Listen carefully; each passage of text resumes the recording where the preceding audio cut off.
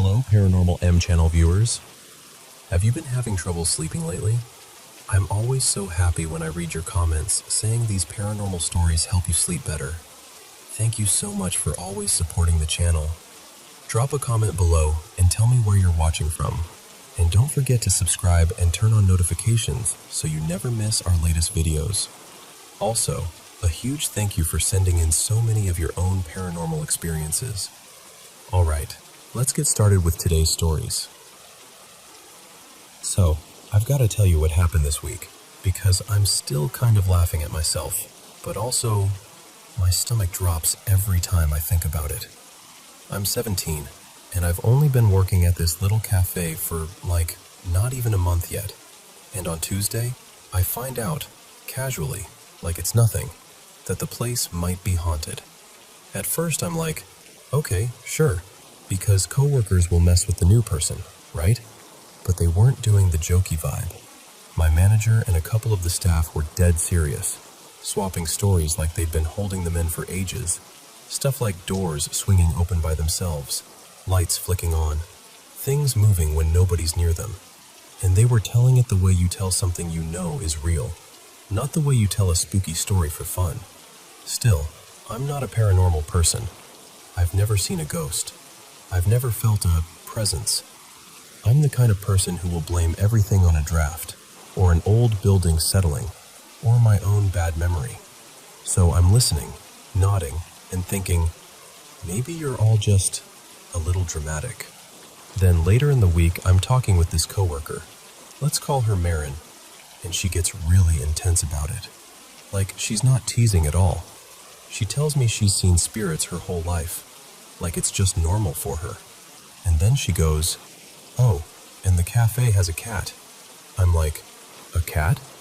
And she goes, not a real cat, a ghost cat.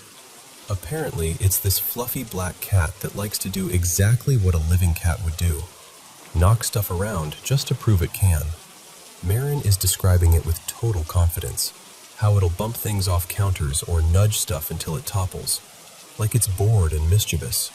And literally minutes after she tells me this, she steps out to do something in the front, and I'm alone in the back area, and I hear it. From the dish room, this sharp clatter, like metal hitting tile, followed by that unmistakable skittering sound something makes when it bounces and slides to a stop.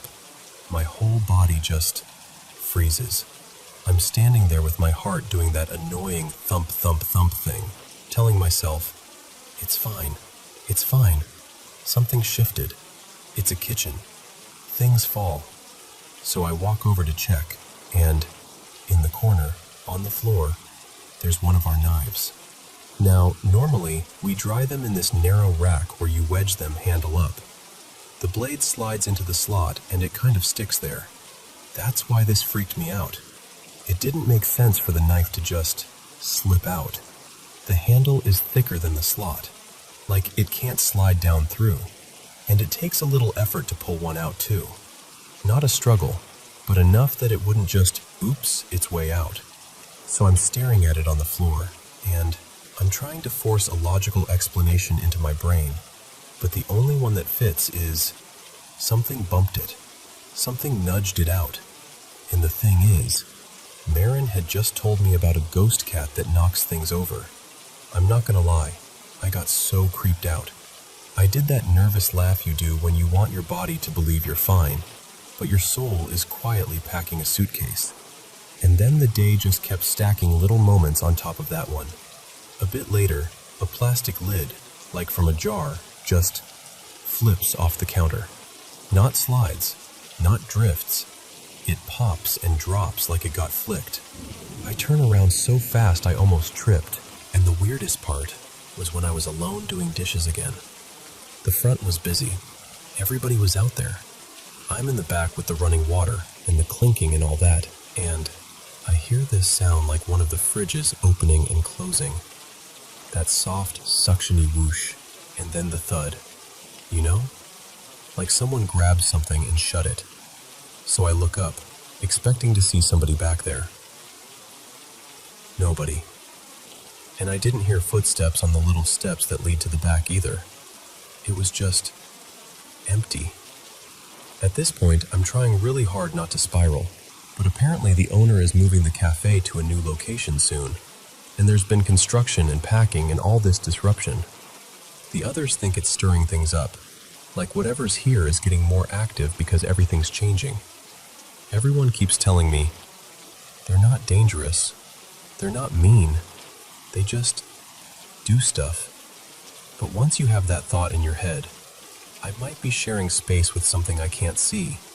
It's hard to relax. Because now, every time I have to go into the back storage room, where they swear there's an older man spirit who hangs around, I turn into the most polite person on earth. I literally whisper out loud, "Hi, I'm just coming in for a second. I'm not bothering you. I'm just putting this towel in the laundry bin." Like I'm announcing myself the way you would to someone's grandpa in a quiet house. And I know that sounds ridiculous, but it makes me feel better, okay? So yeah, that's my life now. I think I got mildly bullied by a ghost cat in the Dishroom. And honestly, if there has to be a ghost at my job, I'm kind of relieved it's apparently a cat with attitude instead of something sinister. Still, if you come in for coffee and you hear a clatter in the back, just don't ask me. I'll pretend I didn't hear it.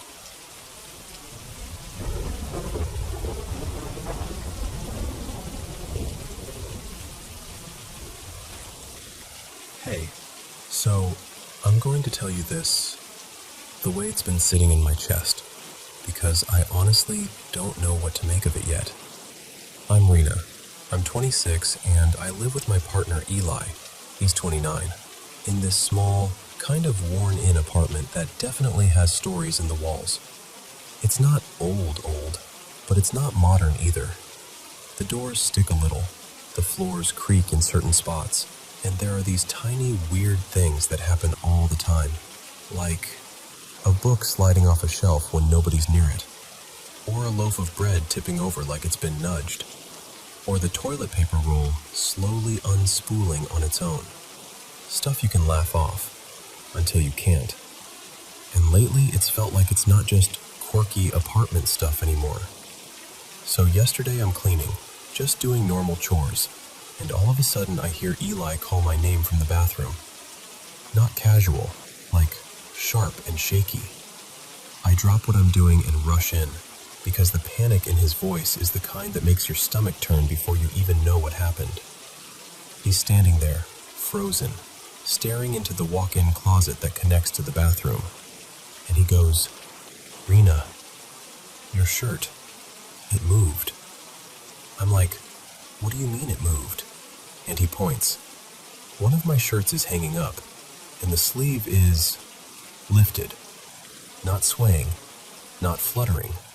Lifted like someone pinched it between fingers, like they were checking the fabric.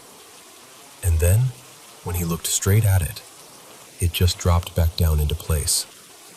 It's winter here, so all the windows are shut. No fan running, no breeze, nothing. And we're both a good step or two away from the closet opening. I tried to lighten it because, honestly, my brain didn't want to accept what he was saying. I kind of half laughed and went, maybe it just has really good taste. And that's when it happened again. Right in front of both of us, the sleeve lifted. Slowly, like deliberately. We both just stood there. I could feel my skin go cold. And because I'm apparently the kind of person who jokes when I'm scared, I went, "Okay, wow. Maybe it likes that I'm wearing something that isn't black for once." Because that's true. Most of my clothes are dark, but this shirt was bright, like this deep teal color I almost never wear. And I swear to you, after I said it, the sleeve moved again. Not a huge motion, just enough to feel like it was responding. Eli's face looked like he'd forgotten how to breathe. I don't even remember what we said after that. I just remember backing away and shutting the closet door like that would somehow settle the universe back into place. Then today, I'm on my way home from work, and I get this message from him, full panic, like the kind where you can tell someone's hands are shaking while they type. He tells me he was in the living room and suddenly our bedroom door slammed shut. Like, hard. And right after, he heard footsteps moving away from the door, across the floor. For a second, he thought it was me getting home. But our apartment is small and open, and there's no way I could have walked in without him seeing me. He was right there. The layout doesn't allow for sneaking. And that's the moment where the fear stopped being a, "What is this?" and started becoming a, "Who is this?" But the part that's messing me up the most is our cat. 2 nights ago, Eli and I are just relaxing on the couch, watching TV. Niso is dead asleep next to me, like fully melted, paws curled, totally peaceful. And then she snaps awake like she's been shocked. Not a normal wake-up, not a stretch and yawn. She bolted upright and made this sound I've never heard come out of her. It wasn't a regular meow, it was like a terrified, strained cry. Almost like she couldn't decide whether to hide or fight. She scrambled, eyes wide, looking around like she was seeing something I couldn't. Her tail puffed up, and she wouldn't let me touch her at first.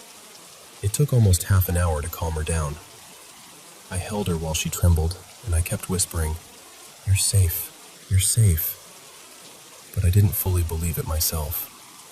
She's never done that, not once. And then tonight, this is what really broke me.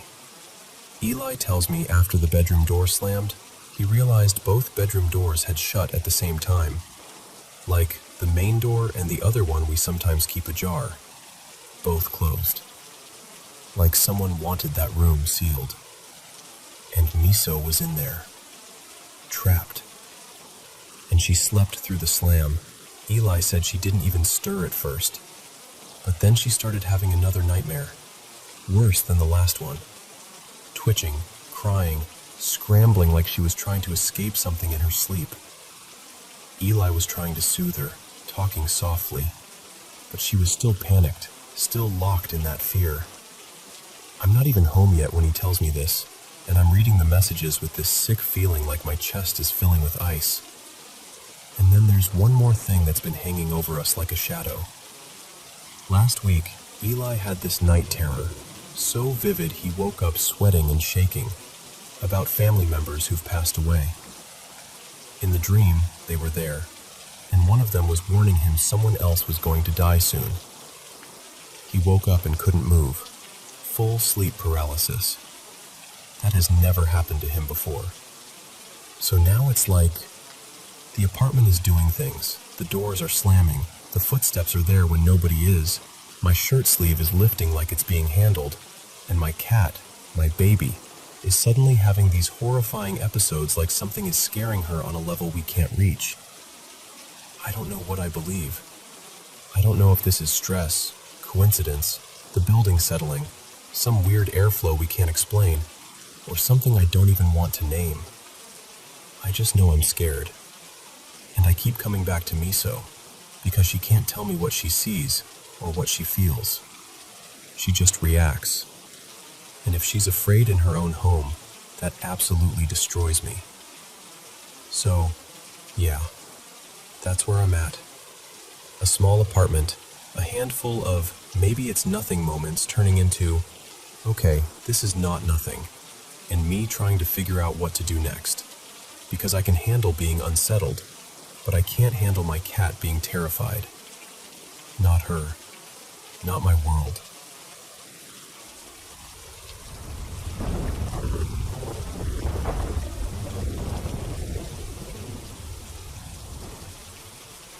So, let me take you back a few years.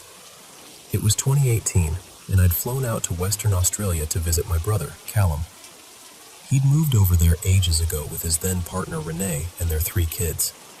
At the time, the kids were still little.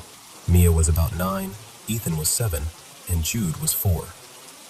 They lived in this low, cozy bungalow in a suburb called Karawara, one of those neighborhoods where everything looks calm and ordinary, and you'd never suspect anything strange could happen inside a house like that. I was staying in the back room, down the hall from the older kid's bedroom, but far enough away that it felt like I had my own space. And right away, I noticed something off. Every single time I walked into that room, my hands would go icy. Not like, oh, it's a bit chilly, but like the warmth got sucked out of me the second I stepped inside. And the pets, normally glued to anyone new, would not go in there.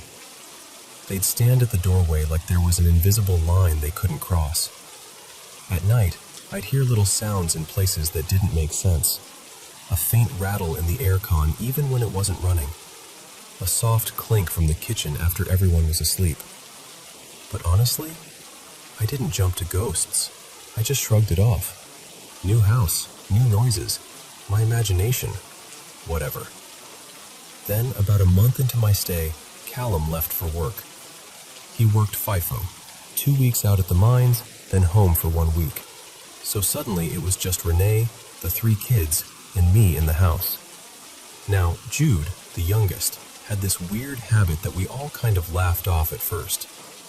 Sometimes we'd be watching TV in the evening and he'd doze off, and then he'd suddenly sit up, half asleep, and mumble something like, "They're moving through the walls," and then flop right back down like nothing happened. We told ourselves it was nightmares. He was 4. He didn't watch scary stuff. Little kids say odd things. End of story. Except, it wasn't the end. A few nights after Callum left, we were having dinner at the table. Let me paint the layout for you, because it matters. The kitchen was kind of wedge-shaped, and the dining table sat tucked into a little nook off to the side. From where I was sitting, you could see straight down one hallway, the one that led toward the living room and the master bedroom. There was another hallway, too, leading to the bedrooms where I was sleeping and where the older kids slept, but you couldn't see that one from the table. I was sitting on one side, with Mia and Ethan opposite me. Jude was next to me. Renee was at the head of the table, and her back was to that visible hallway. And Jude, this is the part that still gives me chills, kept staring down that hallway. Not just glancing, staring like he was watching something come closer. At first, we all did that quiet thing where you look at each other like, is he okay? Like, what is he looking at? Then Jude's face changed. He started crying, hard, like panic crying. His whole body started trembling, and he scrambled off his chair and climbed onto Renee's lap. But even while he was clinging to her, he kept craning his neck to look over her shoulder, right down the hallway. And he just got worse, more frantic, like he couldn't breathe properly.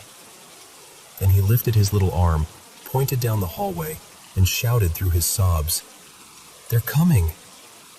Not someone's coming, not a man, not a monster. They. Renee stood up so fast her chair scraped the floor. She scooped Jude up and practically ran down the hallway toward the master bedroom. And that left me there. Me, 17 years old, sitting with Mia and Ethan, who were both frozen with fear. I remember thinking, what am I supposed to do? Fight something I can't even see? It felt like forever. It was probably only a few seconds, but I swear the air got heavier, like the whole house was holding its breath. Then I grabbed Mia and Ethan by the hands, and we ran, straight down the hall to the master bedroom where Renee had gone. All 5 of us ended up in that room, shaken and wide-eyed, trying to act calm for the kids, even though none of us felt calm at all. And that night, no one slept alone. Not a chance. We all stayed together in that room, lights on longer than usual, pretending we were just having a sleepover, when really we were terrified. After that, I went into full problem-solving mode. I started looking up anything I could. Psychics, cleanses, blessings, house clearings. Because whether you believe in that stuff or not, I couldn't shake the feeling that fear was feeding whatever this was. And that night at the table, if something thrives on fear, it would have had a feast. Eventually, I found a woman who did home cleanses and booked her to come out. Callum was due home soon, and when we told him what happened, he didn't really buy it. Not fully. but he agreed to the cleanse anyway, mostly to keep the peace. We also agreed not to tell the kids what was happening, just in case it made things worse. The day she came, we took the kids to the park so she could do her work. Here's the thing though, she live-streamed her sessions. So while we were pushing the kids on swings and pretending everything was normal, I was watching her live video on my phone like my life depended on it. She walked through the house with all the gear, asking questions, listening, doing that intense quiet focus some people have when they're tuning in. And then she got to my room. She stood in the doorway and said, really calmly, "What do you want?" There was this pause, and then a voice came through her little device, clear as anything, saying, "The child." I swear my stomach dropped so hard I thought I was going to be sick. She didn't flinch. She just kept working, room to room, sage, salt at the windows, corners, thresholds, the whole thing. Like she was scrubbing something invisible out of the walls. When it was finally done, we came back from the park and walked into the house. And Jude, 4 years old, no context, no explanation, looked around like he was checking the air. Then he just said, casually, like he was telling you the weather, "They're gone." No one had told him, not a word, but he knew. And the strangest part? My room wasn't freezing anymore. It just wasn't. The air felt normal. The pets wandered in like nothing had ever happened. For a few minutes, I almost convinced myself it was all in our heads. Until the woman was leaving. She turned to Callum at the front door and said, almost offhandedly, "Don't bring any stones home next time." We all just stared at her. Because Callum had a habit. Every now and then, he'd bring the kids these reddish rocks from the mining site as little gifts. They weren't lying around on display either. They were tucked away in the kids' wardrobe like little treasures. We hadn't mentioned them. Not to her, not online, not in conversation. Nothing. And she told us the land he worked on was Aboriginal land, deeply old land, and sometimes objects carried things with them. She said one of the stones felt like it had pulled other energy into the house, like something had used it as a doorway. And one of the things in there, she said, had been trying to get to the youngest. Whether you believe every part of that or not, I can tell you this. The blood drained out of my face when she said it, because she shouldn't have known. And yet she did. But I've never forgotten that dinner table moment. That tiny, shaking finger pointing down a hallway, and a little voice, cracking with fear, saying, "They're coming." And honestly, I'll never look at harmless little souvenirs the same way again. Because sometimes, you don't know what you're inviting in until it's already standing in the hallway.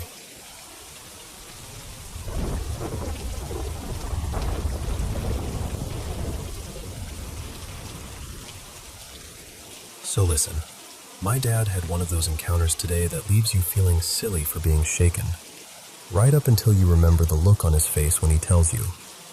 And I'm still trying to make sense of it, because whatever happened, it rattled him in a way I don't see often. A bit of context first, because it matters. My dad, let's call him Graham, has had a few strange experiences over the years. He's not the type to throw the word demon around, and he'd roll his eyes at half the spooky stuff people post online. But he does believe there's something beyond what we can see. Not necessarily angels and harps and all that, more like another layer to things, another plane maybe. He's not superstitious, but he has boundaries. Like, he won't have a spirit board in the house, just a hard no. Anyway, earlier this afternoon, Graham was heading to work by train. One of those stations where you've got platforms on opposite sides and you have to cross a footbridge to get to the right one. Normal day, bright outside, nothing dramatic. He's standing there waiting, half in his own world, when he hears this woman talking. Loudly. But not in a normal chatting on the phone way, more like the sentences didn't quite connect, like she was speaking at the air.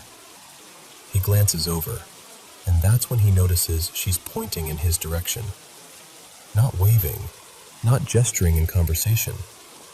Pointing. And this is the part he can't stop circling back to. She was looking at him, but also somehow not at him. Like her focus was set just past his shoulder, as if he was a window instead of a person. He told me, "Ava, something felt wrong immediately, like my stomach just dropped." The woman looked ordinary otherwise. Older, bundled up the way people are even when it's not that cold, holding one of those takeaway coffee cups. But then he got a proper look at her eyes. He said, "I couldn't see the white part, not even a bit. They were just dark, like ink. Maybe dark navy, but there was no pupil, no white, nothing." And he's not a dramatic man. He doesn't do that performative shiver thing. But he told me, completely serious, the feeling I got off her was pure evil, just dread, like my body knew before my brain did. He tried to look away. He wanted to ignore it.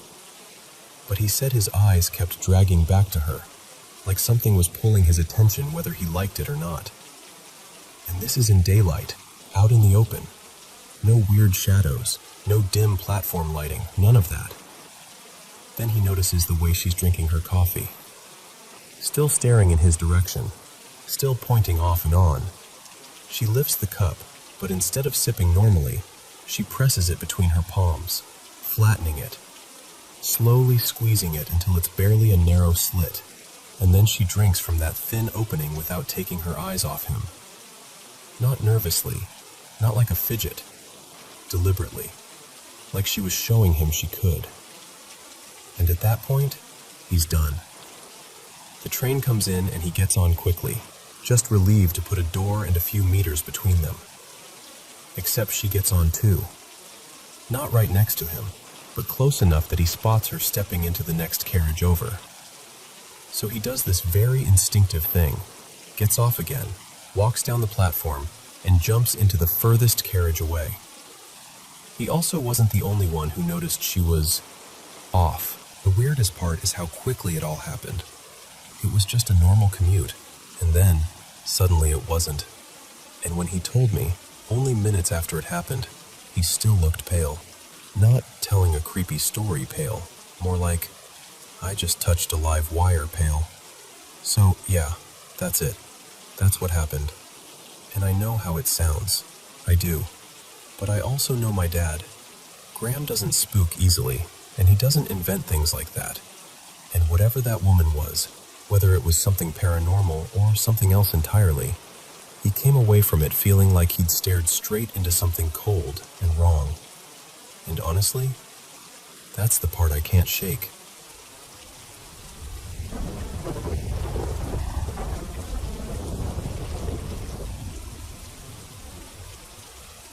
Okay.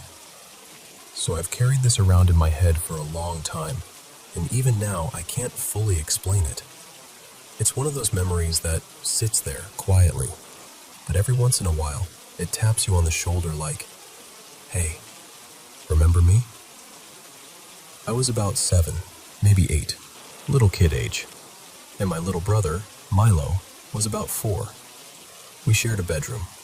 Same room, 2 beds, a TV we shouldn't have been up watching as late as we were. My older sister, Tessa, was around 12 and had her own room down the hall. One night, she was in her room digging through clothes, like fully in fashion show mode. She kept pulling out random stuff and putting together these loud, bright outfits. I mean, bright. Hot pink, sunshine yellow, this neon blue hoodie. Things that basically glowed in the dark compared to our dim little room. And she kept coming into our doorway to show us. It was like a routine. She'd walk in, stop right at the threshold, do a little spin or some goofy dance move, and Milo and I would. Then she'd dip out again, back to her room to find the next masterpiece. This happened a few times in a row, maybe 5 minutes total. Nothing scary, just annoying big sister energy. Then, the weird part. She comes in again, one more time, does the doorway pose, she leaves like normal. And then there's this, longer than the others. Milo and I go back to watching TV because we assume she's done. I remember the room feeling calm again, like the little show was over, and it was just us and the screen. And then, out of nowhere, someone steps into the doorway. But it's not her. This figure was tall, like tall in a way that didn't make sense in our house. They were wearing all black, like a long coat and a hat, the kind with a brim. The silhouette looked straight out of an old movie, and it moved into the doorway and stopped, perfectly still, right where Tessa had been stopping. The thing is, my brain tried to make it normal instantly. I remember thinking, oh, it's Tessa wearing Dad's clothes. Because that's what kids do, right? You try to fit the world into the closest explanation you've got. But it didn't work. Tessa was short. Not tiny, but definitely not anywhere near this. This figure was so tall, it had to sort of duck under the top of the doorframe. That part is burned into my mind, like the doorway suddenly looked too small for it. Milo giggled, which sounds crazy to say now, but he did. Like he thought it was just part of the game.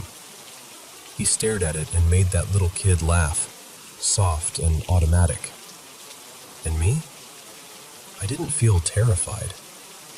That's what people expect when I tell this, but it's not what I remember. I felt confused, like my brain was buffering, because I couldn't see a face. It was too dark, or the hat shadowed it or something. I just remember this blankness where the face should have been, and yet I had this intense feeling that it was staring directly at me. Not in a boo way, more like it knew I was watching it. It didn't speak, didn't move, just stood there for what felt like 10 seconds, long enough for the TV noise to feel far away and for my thoughts to get loud. Then it left. And that part is fuzzy. I can't clearly picture the walking away part the same way I can picture it standing there.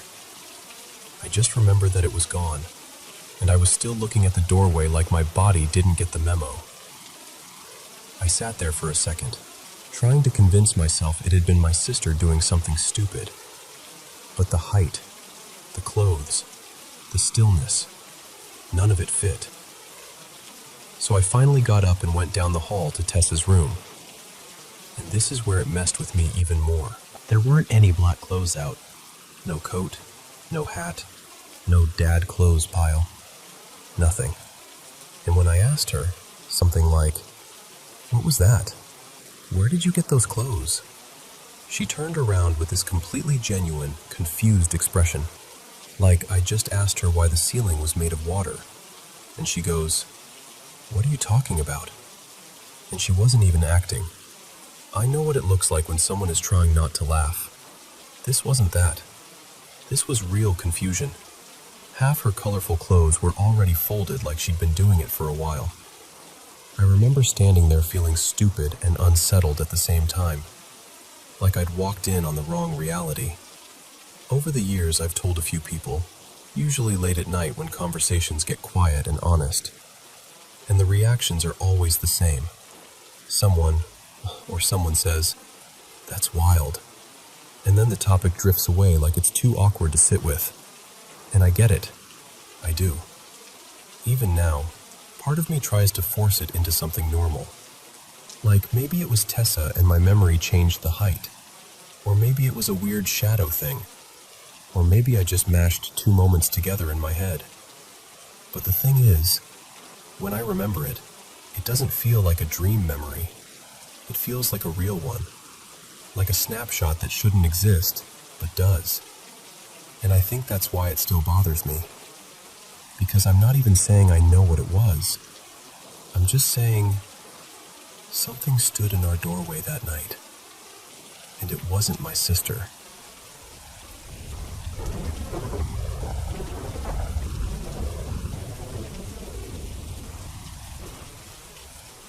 So my mom used to tell me this story when I was a kid, and I swear, no matter how many times I heard it, it always gave me that same cold little shiver of, wait, what? She wasn't the type to believe in ghosts, like, at all. Not the jumpy kind, not the spirits are everywhere kind. She was practical, busy, tired, and way more worried about charting and call lights than anything spooky. But she told me this was the one thing that actually cracked her skepticism. It was back in 2007, when she worked at a nursing facility that handled full-on geriatric care. Patients who needed real medical help, not just someone checking in on them. The building itself used to be the original hospital in their town years ago, and parts of it still had that old hospital vibe, especially the basement. Around lunchtime, she and another nurse, my mom called her Marisol, were doing their usual routine, bringing residents downstairs to the feeding room. These were residents who couldn't feed themselves, so the staff would bring them down, park them in their spots, and help them eat. My mom took the first resident down, an older man named Elliot, wheelchair-bound and blind. She rolls him into the feeding room, and the first thing she notices is 4 chairs pulled out around one of the tables. Like a little group had been sitting there talking. No one was supposed to be sitting there, not during this routine. But she doesn't think too hard about it, just assumes someone left them out earlier. So she pushes the chairs back in, stacks them neatly, and heads out to grab the next resident. On her way to the elevator, she passes Marisol coming down with the second resident. That mattered later, because it meant they were moving in this steady rhythm. One up, one down, always crossing paths. My mom brings the third resident down, another wheelchair-bound resident, also visually impaired, and when she rolls into the feeding room again, she stops short. The chairs are back out. Not just out either, pulled into the same spots around the same table, like someone had carefully reset the scene. She frowns, pushes them back in again, sets the resident into position, and tries to shrug it off. Maybe another staff member came in. Maybe someone was messing around. Maybe the chairs were just weirdly placed and she hadn't stacked them right. So she goes back up, brings down the next resident, passes Marisol again in the hallway, same timing, same pace. She wheels the resident into the feeding room, and the chairs are out again. Same table, same 4 chairs, same placement. Now she's getting that slow, prickly feeling up the back of her neck, the kind where you don't want to admit you're unsettled, but your body is already ahead of your brain. Still, she puts them back. Again. Neat. Firm. Like, there. Stay there. This time, though, she doesn't leave right away. She just stands there for a few seconds, staring at the table like it might explain itself. And because she hesitates, she breaks the pace. A minute later, Marisol wheels another resident into the room and immediately clocks my mom's face, because apparently my mom had that look people get when they're trying very hard to pretend they're fine. Marisol goes, kind of careful, kind of amused, "Are the chairs out again?" My mom just stares at her. "Yeah." And Marisol nods slowly and says something like, and that's when it really lands. Because by then, there are several residents in the room. People who can't stand up on their own. People who can barely lift a spoon without help. And somehow, between trips, 4 stacked chairs are being pulled out and positioned around the table, like an invisible group meeting keeps happening. No dragging sounds, no laughter, no footsteps. Just chairs appearing exactly where they shouldn't be. Later, later, after my mom had asked around in that half-joking way people do when they're nervous, she finds out the staff already had a story. They said the basement had a regular. Not a scary one, not a violent one, just a presence. They even had a name for him, Walter. And the way my mom described it, the wildest part wasn't even the ghost story. It was how casual everyone was about it. Like, oh yeah, that's just Walter. He hangs out down there. He's harmless. Apparently that feeding room had been repurposed from something older in the hospital days, and there was an adjoining room that used to be part office, part morgue setup. By the time my mom worked there, that side room had been turned into storage, but it still had one of those heavy, stainless steel tables that you don't really forget once you've seen it. So yeah, that was the story. And my mom didn't come out of it calling herself a paranormal expert or anything. She'd roll her eyes if you even suggested that. But she told me, flat out, that after that day, she stopped saying ghosts weren't real, because she couldn't make those chairs make sense any other way. And honestly, every time I think about 4 chairs quietly pulling themselves out in a basement full of people who physically couldn't do it, I get why.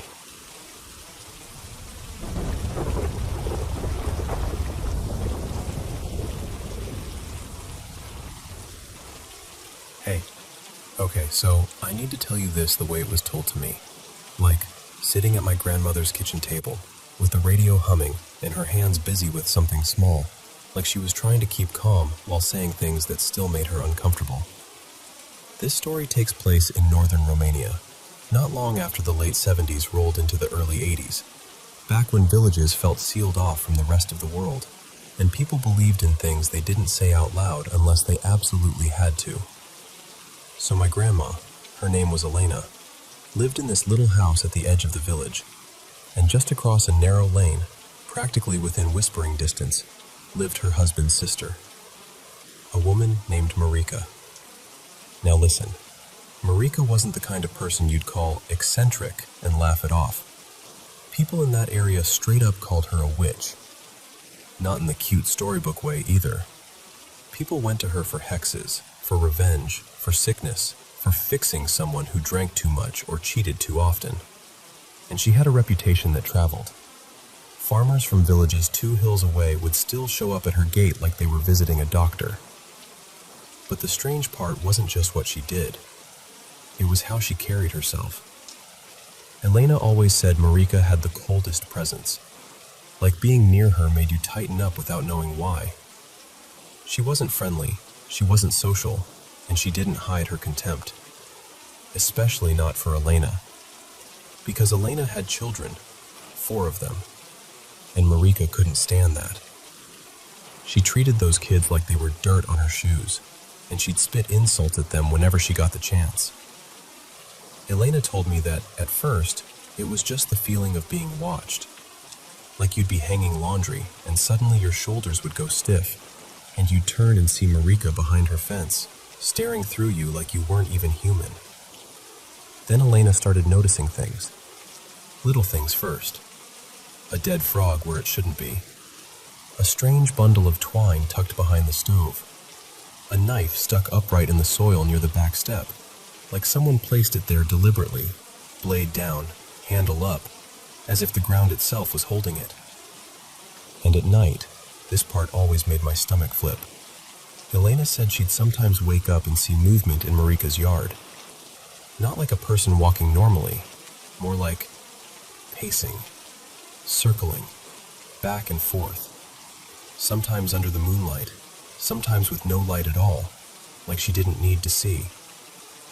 Elena swore she once saw Marika out there performing some kind of ritual, moving in slow circles, murmuring, her hair loose, her arms lifted like she was pulling something from the air.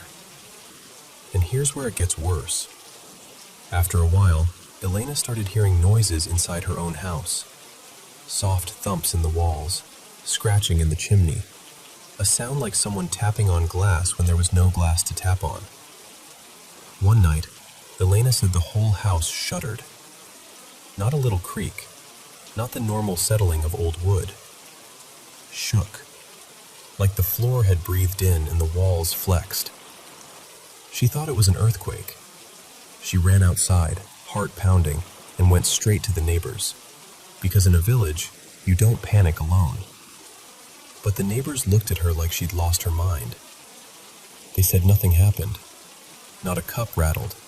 Not a chicken startled. The earth didn't move for anyone but her. And that's when Elena got frightened enough to bring the priest. So the priest came. Father Toma, she called him, and he prayed over the house for days, then weeks. Blessings, incense, holy water, scripture murmured so steadily it felt like part of the furniture. Elena said the air changed, little by little, like the house could finally unclench. Things quieted down. Not forever, but enough for her to breathe again. Now, I need you to understand something. Elena wasn't a cruel woman. She was strong, yes, but not vicious. She didn't go around cursing people. But one afternoon, after Marika had been particularly nasty, Marika pointed at Elena's children and called them dogs. Just like that. Dogs. And Elena snapped. Not because she wanted revenge, but because you can only swallow humiliation so many times before it turns into fire. Elena said she looked her right in the face and blurted out something she didn't even feel like she chose to say. She said, "Then may you not find peace until you have dogs of your own." She told me later she regretted it the instant it left her mouth. Years passed. Life moved on the way it does. Work, seasons, births, griefs. Marika grew older, and then she got sick. Very sick. The kind of sickness that makes a powerful person suddenly small. One winter morning, Elena noticed something that didn't sit right. Marika's door hadn't opened. There were no tracks in the snow. Not a single footprint. Not even the messy kind that chickens leave. But Elena could still hear the radio playing inside Marika's house. That's what made her go over. She knocked. Nothing. She called her name. Still nothing. So Elena pushed the door open and stepped in. And what she found? She said she never fully recovered from. Marika was dead. Not peacefully dead. Not gently. Her eyes were wide open, staring upward like she'd seen something on the ceiling that terrified her too much to blink away. And in her mouth, this is the part that sounds impossible, but Elena insisted it was true. There was a packed snowball, like someone had shoved winter itself into her throat. Elena was frozen in place. She couldn't even scream at first, just stared, trying to make her brain accept what her eyes were seeing. Then she heard movement. A low sound, like soft squeaking, under the bed. And when Elena looked, there was a dog there. Not one of Elena's dogs. Not any dog anyone remembered seeing go into that house. And the dog had just given birth. 4 tiny puppies pressed together in the dark. Elena said her blood went cold because the number hit her like a slap. 4. The same number as her children. And that's when Elena remembered the words she'd shouted years earlier, in rage. Words she'd forgotten until that exact second. The village doctor came and confirmed the death. Then the funeral preparations began. And in that region, the wake isn't held in a quiet building somewhere. It's held right there in the home, with people coming and going, candles burning, prayers murmuring, food laid out, grief mixing with routine. But Elena told me the wake didn't feel like mourning. It felt like waiting for something to happen. The animals in the yard were restless. A chained dog kept straining at its collar like it wanted to tear its own throat open just to get away. In the middle of the night, while Elena and a few neighbors sat talking in low voices, they heard a sharp crash from the room where Marika was laid out. Not a soft knock, a violent smash. They rushed in, thinking maybe an animal had gotten inside. But there was no animal. Only the incense jar, shattered in the middle of the floor, as if it had been flung there by a hand no one could see. Now here's where the old village beliefs come in. People there had a word for what they feared Marika might become. A strigoi, a malicious spirit, the kind that doesn't rest, the kind that lingers hungry and angry. Elena said the older women told her to cover mirrors, to keep prayers constant, to not leave doors open, to not speak the dead woman's name too loudly. The funeral day came. For a while, everything seemed normal. Elena stayed behind to prepare food, the way you do in those traditions, feeding people in memory of the dead. But then a man arrived at Elena's door, pale as flour, asking for a long needle, something sturdy. Elena asked him why, and he told her in a rush that on the way toward the church, Marika's face changed. The expression tightened, the mouth pulled into something like a frown.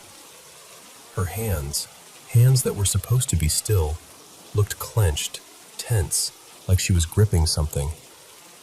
And that's where Elena's details stop, because she didn't go with them. She stayed with the food and the house and the fear. But even after Marika was buried, Elena said it didn't end. For nearly a year, Elena had dreams, sharp, vivid dreams where Marika appeared like she wasn't dead at all. In those dreams, Marika would threaten her. She'd say it didn't matter that her body was gone. She could still reach Elena, still harm her, still twist things in the dark. And years later, this is the part that makes the whole story feel like a knot you can't untie. One of Elena's grandchildren went searching in the old yard area with a metal detector, just for fun. And they found things. Odd things. A padlock bound with a rusted chain, wrapped in fabric, buried deep, like someone hid it there deliberately, not to keep it safe, but to keep it working. And other little objects tucked in places that felt intentional. When Elena saw them, her face changed immediately. She didn't want to touch them, didn't even want to look at them for long. She just said very quietly, "Get rid of those. Don't keep them near you." And that's how she always ended the story. Not triumphantly, not like she won, more like a warning. She told me, "People think evil is dramatic, but real evil is patient. It waits in cupboards, in dreams, in little objects buried where no one will find them." And then she'd go quiet, like she'd said too much. And honestly, even now, telling you this, I can't decide what scares me more. That it happened exactly the way she said, or that a whole village had rituals for it, like they'd seen it before.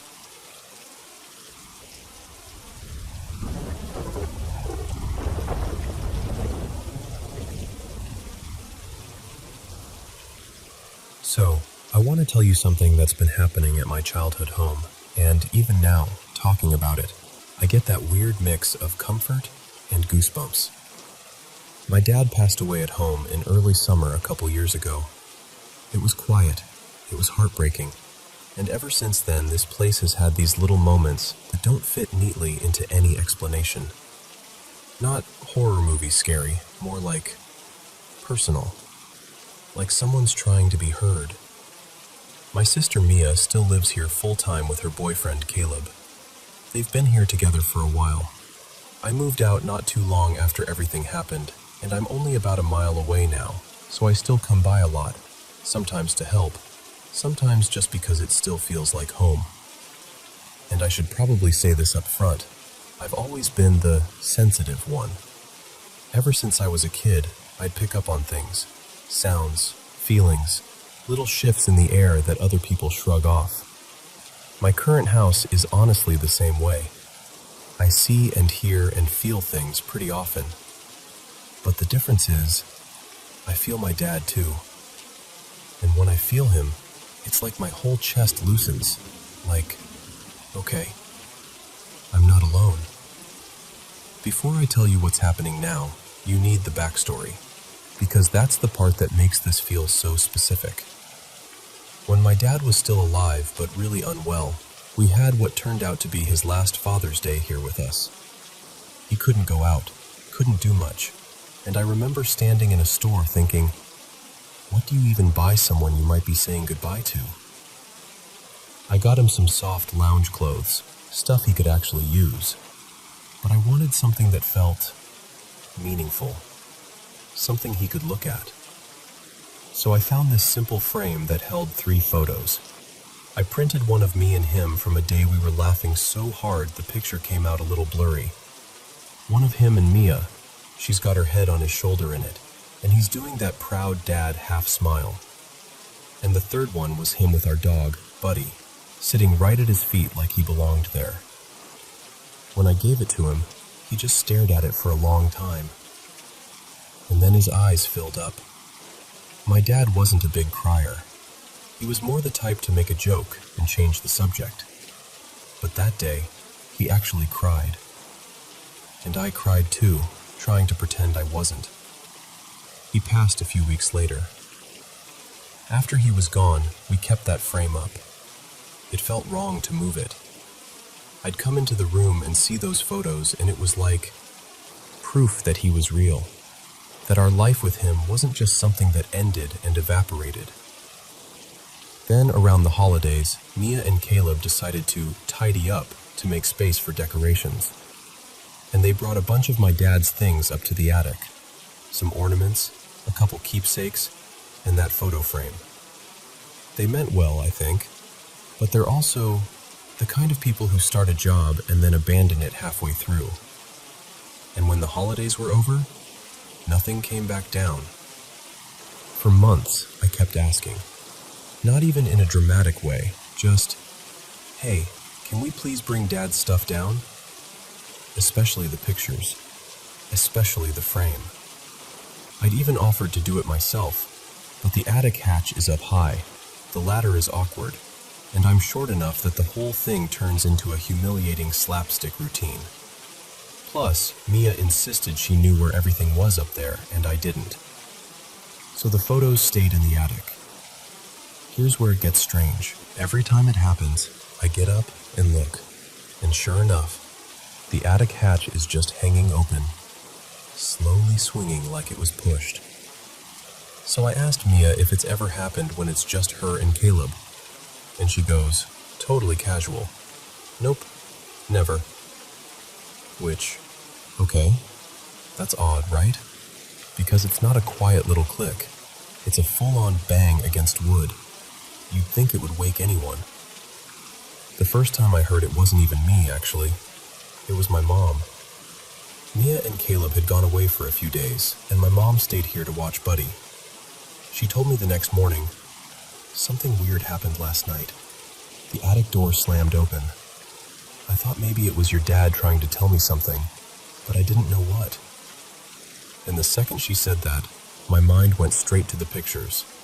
Instantly. No hesitation. It wasn't like I sat there connecting dots. It was just this immediate feeling of, it's the frame. It's his things. He wants them. Because that frame was meant for him. It was the last thing I gave him that wasn't practical, that wasn't medical or supportive or for the illness. It was for him, for his heart, for his life. And now it's sitting in a dusty attic. The wild part is, it still only seems to happen when I'm here. Not Mia, not Caleb, just me. And Caleb is tall, like annoyingly tall, so he's the only one who can get up there easily. Which means the only person who can fix it is also the same person who keeps saying, yeah, I'll do it, and then doesn't. I know how this sounds. I do. Maybe it's the house settling. Maybe it's a draft. Maybe the latch is loose. But then I think about the timing. Because the last time it happened, I'd gone to bed really emotional. Earlier that night, I'd been reading this thread online. People arguing about how there's no life after death, how it's all wishful thinking, how you live and then you're gone. And it hit me like a punch. I started imagining my dad, this warm, hilarious, kind man, just extinguished, like a light turned off forever. And it broke me. I cried myself to sleep in my old room like I was 15 again. And then, in the middle of the night, bang! The attic door. The same exact sound. The same exact moment. Like a message landing right on the edge of my sleep. And I just lay there, staring into the dark, feeling my whole body go still. And I remember thinking, okay, I hear you. Maybe it was him saying, bring my pictures home. Maybe it was him saying, Stop reading stuff that hurts you. Maybe it was just him reminding me, gently, stubbornly, that love doesn't disappear just because a body does. I don't know. I can't prove anything. I'm not trying to convince anyone. I just know it doesn't feel scary. It feels like him. Like that quiet insistence he had when he wanted something done. Like a nudge in the ribs from the other side of the room. And honestly, even if all it ever does is make me finally get that frame down from the attic and put it somewhere it belongs, I kind of love the idea that he's still finding ways to take up space in our lives. Because if there's one thing my dad was good at, he never liked being ignored.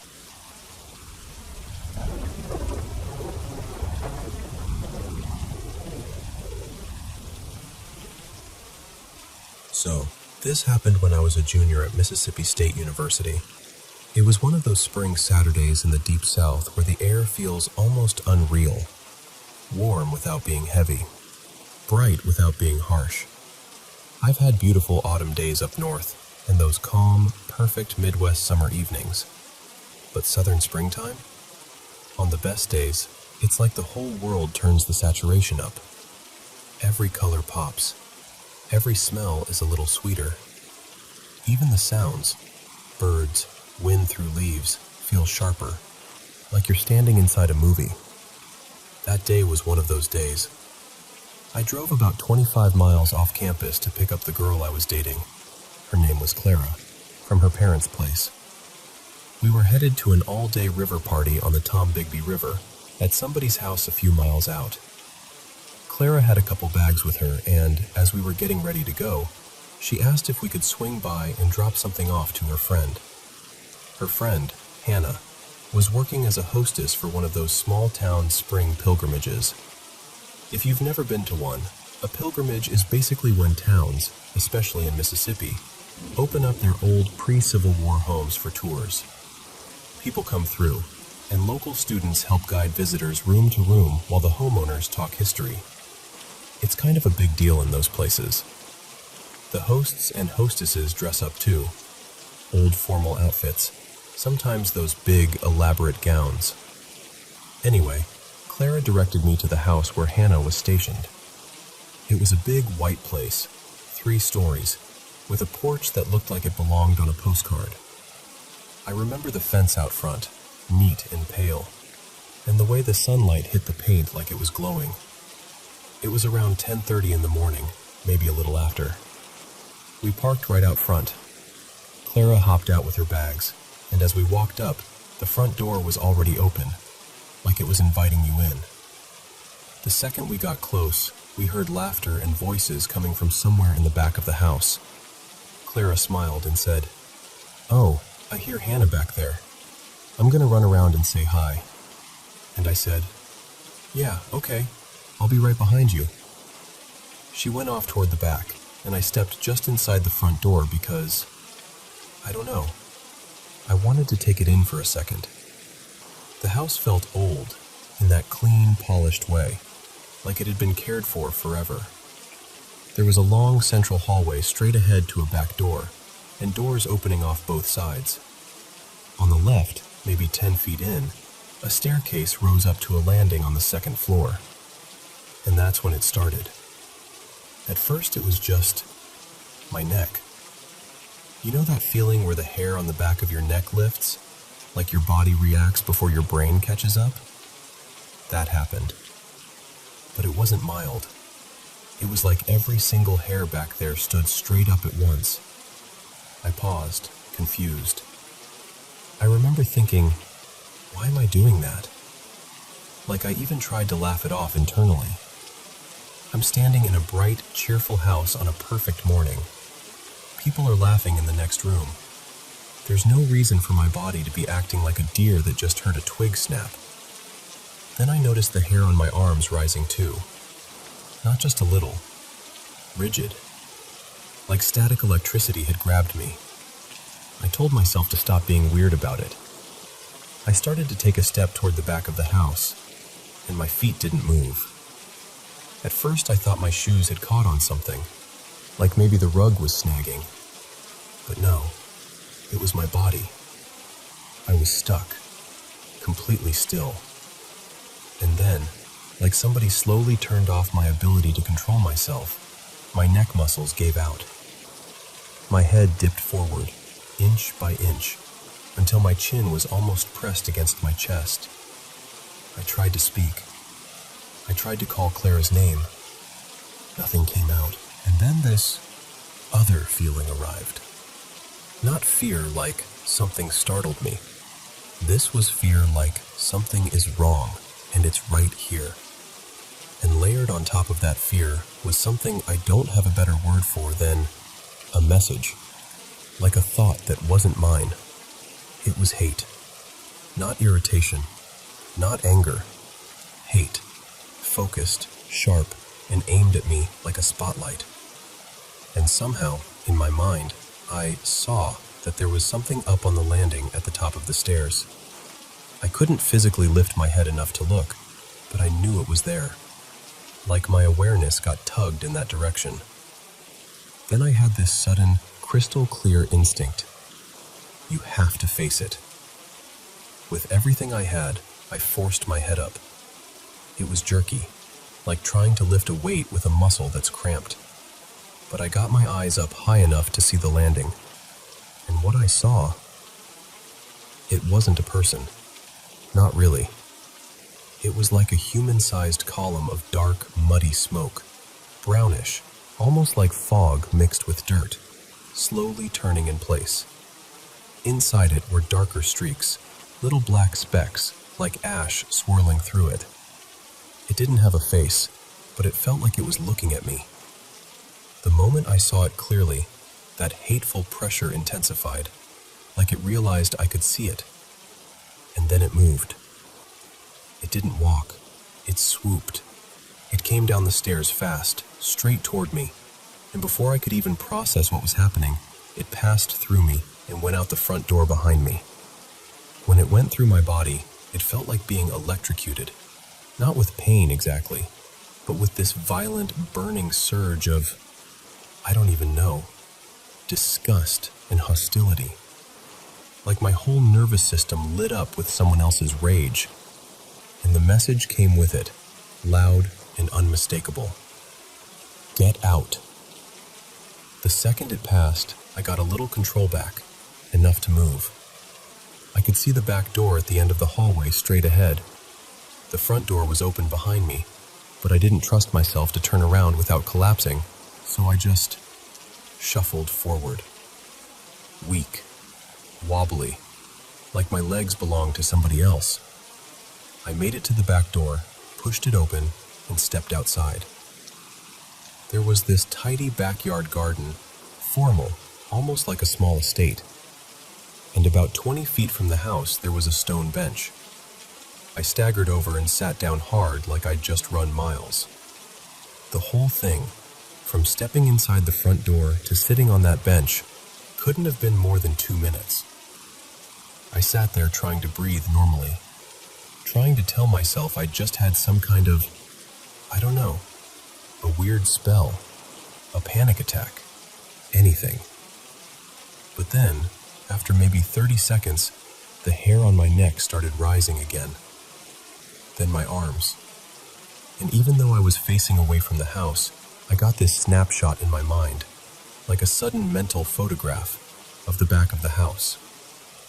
There was a single window high up near the roof peak, and in that snapshot, that swirling column was there, watching me through the glass. And again the message hit me. Get out.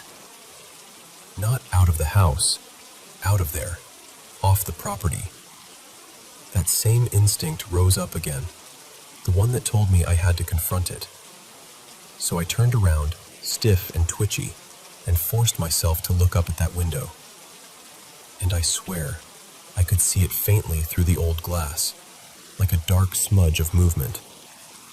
The moment I really looked straight at it, it vanished. I didn't start the engine right away.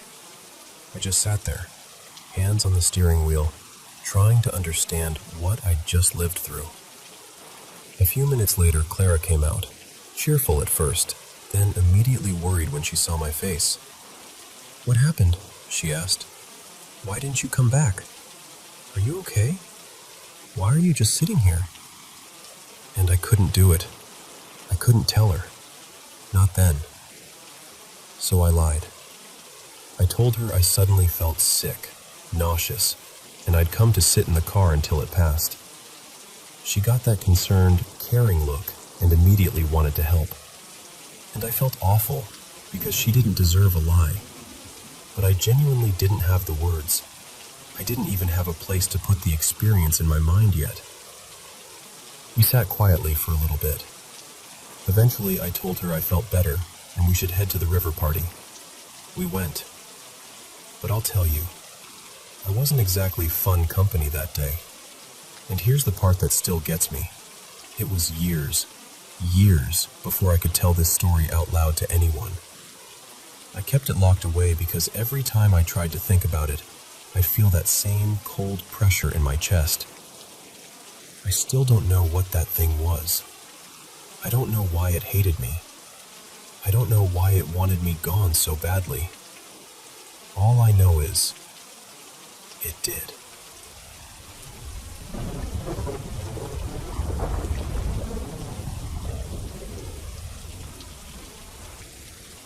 So, yesterday I took a walk through this local cemetery I've been researching for work. And I know, most people hear cemetery and immediately get this heavy feeling. But for me, it's never been just a place for the dead. It feels like a little pocket of stillness tucked right into the middle of a loud, rushing world. Like a quiet public garden where nobody asks anything of you. And the second I stepped through the entrance, I felt it. That weird, rare kind of happiness that hits so hard, it almost knocks the breath out of you. You know that feeling? Like you're exactly where you're supposed to be, and for a moment, you don't want anything else. That's what came over me. Not spooky, not sad, warm, almost loved. I started down one of the winding paths, letting my mind drift, and that's when I noticed it. A headstone that practically glowed compared to the others. Not shiny, exactly, just brighter, like it was catching more light than it had any right to. And carved into it was a last name I recognized immediately. It was the same last name as a former client from my old healthcare admin days, back when I worked with medical equipment and coordinated home setups. I hadn't thought about her in a long time, not properly. The stone didn't have first names or dates that I could see, which made it even stranger, like it was unfinished, or waiting. I stood there longer than I meant to, long enough to feel ridiculous about it. I remember whispering to myself, okay, coincidence, like that would settle it. Then I kept walking, trying to shake it off. But last night, when I finally got into bed, my brain wouldn't let the place go. The cemetery kept replaying like a song stuck in my head. Those paths, that bright stone, the way my chest had tightened for no reason I could explain. So today, I'm at my desk, doing deeper historical research, digging into family records tied to the cemetery's early caretakers, and suddenly a name pops up that makes my stomach flip. Not the exact same as my old client, but close enough that I froze. The record listed a woman with that same last name as the great-granddaughter of one of the founders back in the 1800s. The caretaker line. The "this land stayed in the family" kind of history. I literally said out loud, "No way." Then I did what any emotionally unwell researcher does when the universe starts acting up. I went down the rabbit hole. Obituaries, burial registries, old local archives, those sketchy grave databases that look like they were made in 2004 and never updated. And there she was. Same last name, same county, buried in that very cemetery. I swear my throat closed up so fast I couldn't even swallow. I sat at my desk trying not to cry like a middle schooler who just got hit with a memory they weren't ready for. Because here's the thing, this woman, this client from years ago, She wasn't just a name in a file to me. In my head, she was still this soft, sweet presence. The kind of person who made you feel safe just by existing. She used to call me my little honey and pat my hand when she talked, like she was blessing you without even meaning to.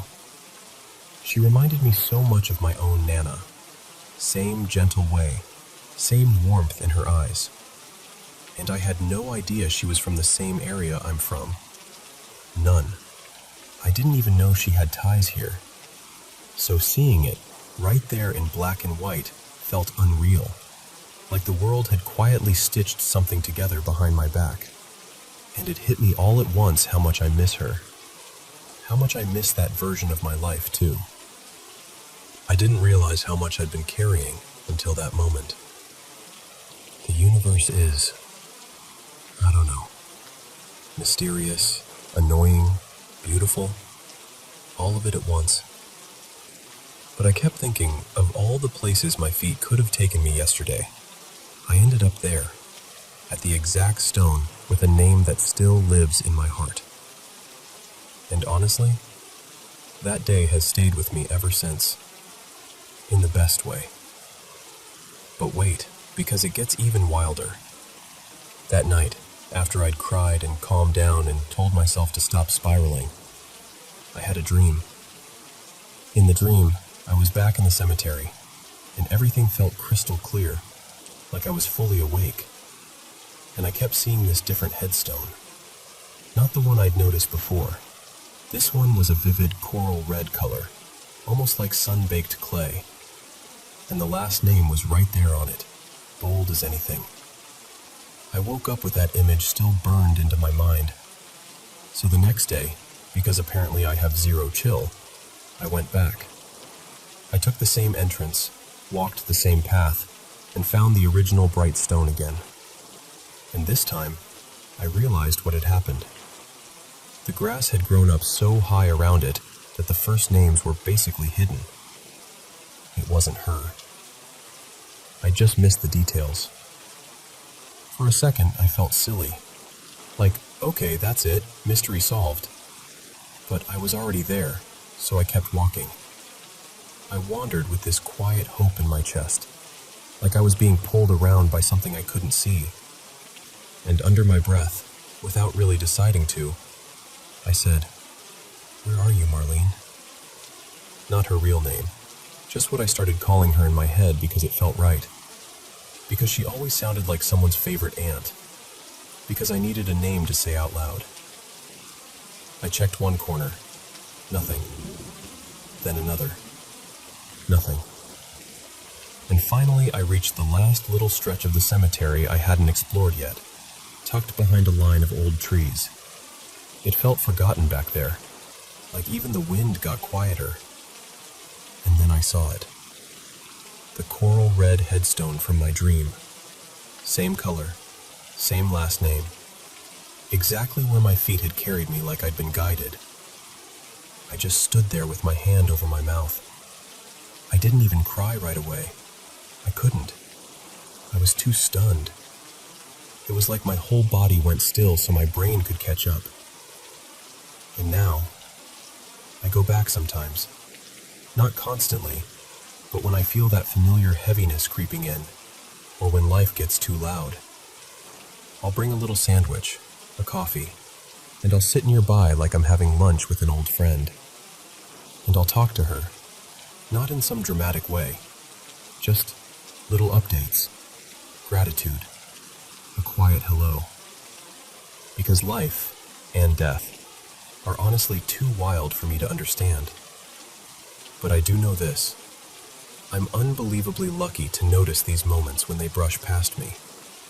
These strange, tender circles closing. These reminders that love doesn't disappear just because time moves on. And I'll never forget the day a cemetery didn't feel like loss at all. It felt like being found.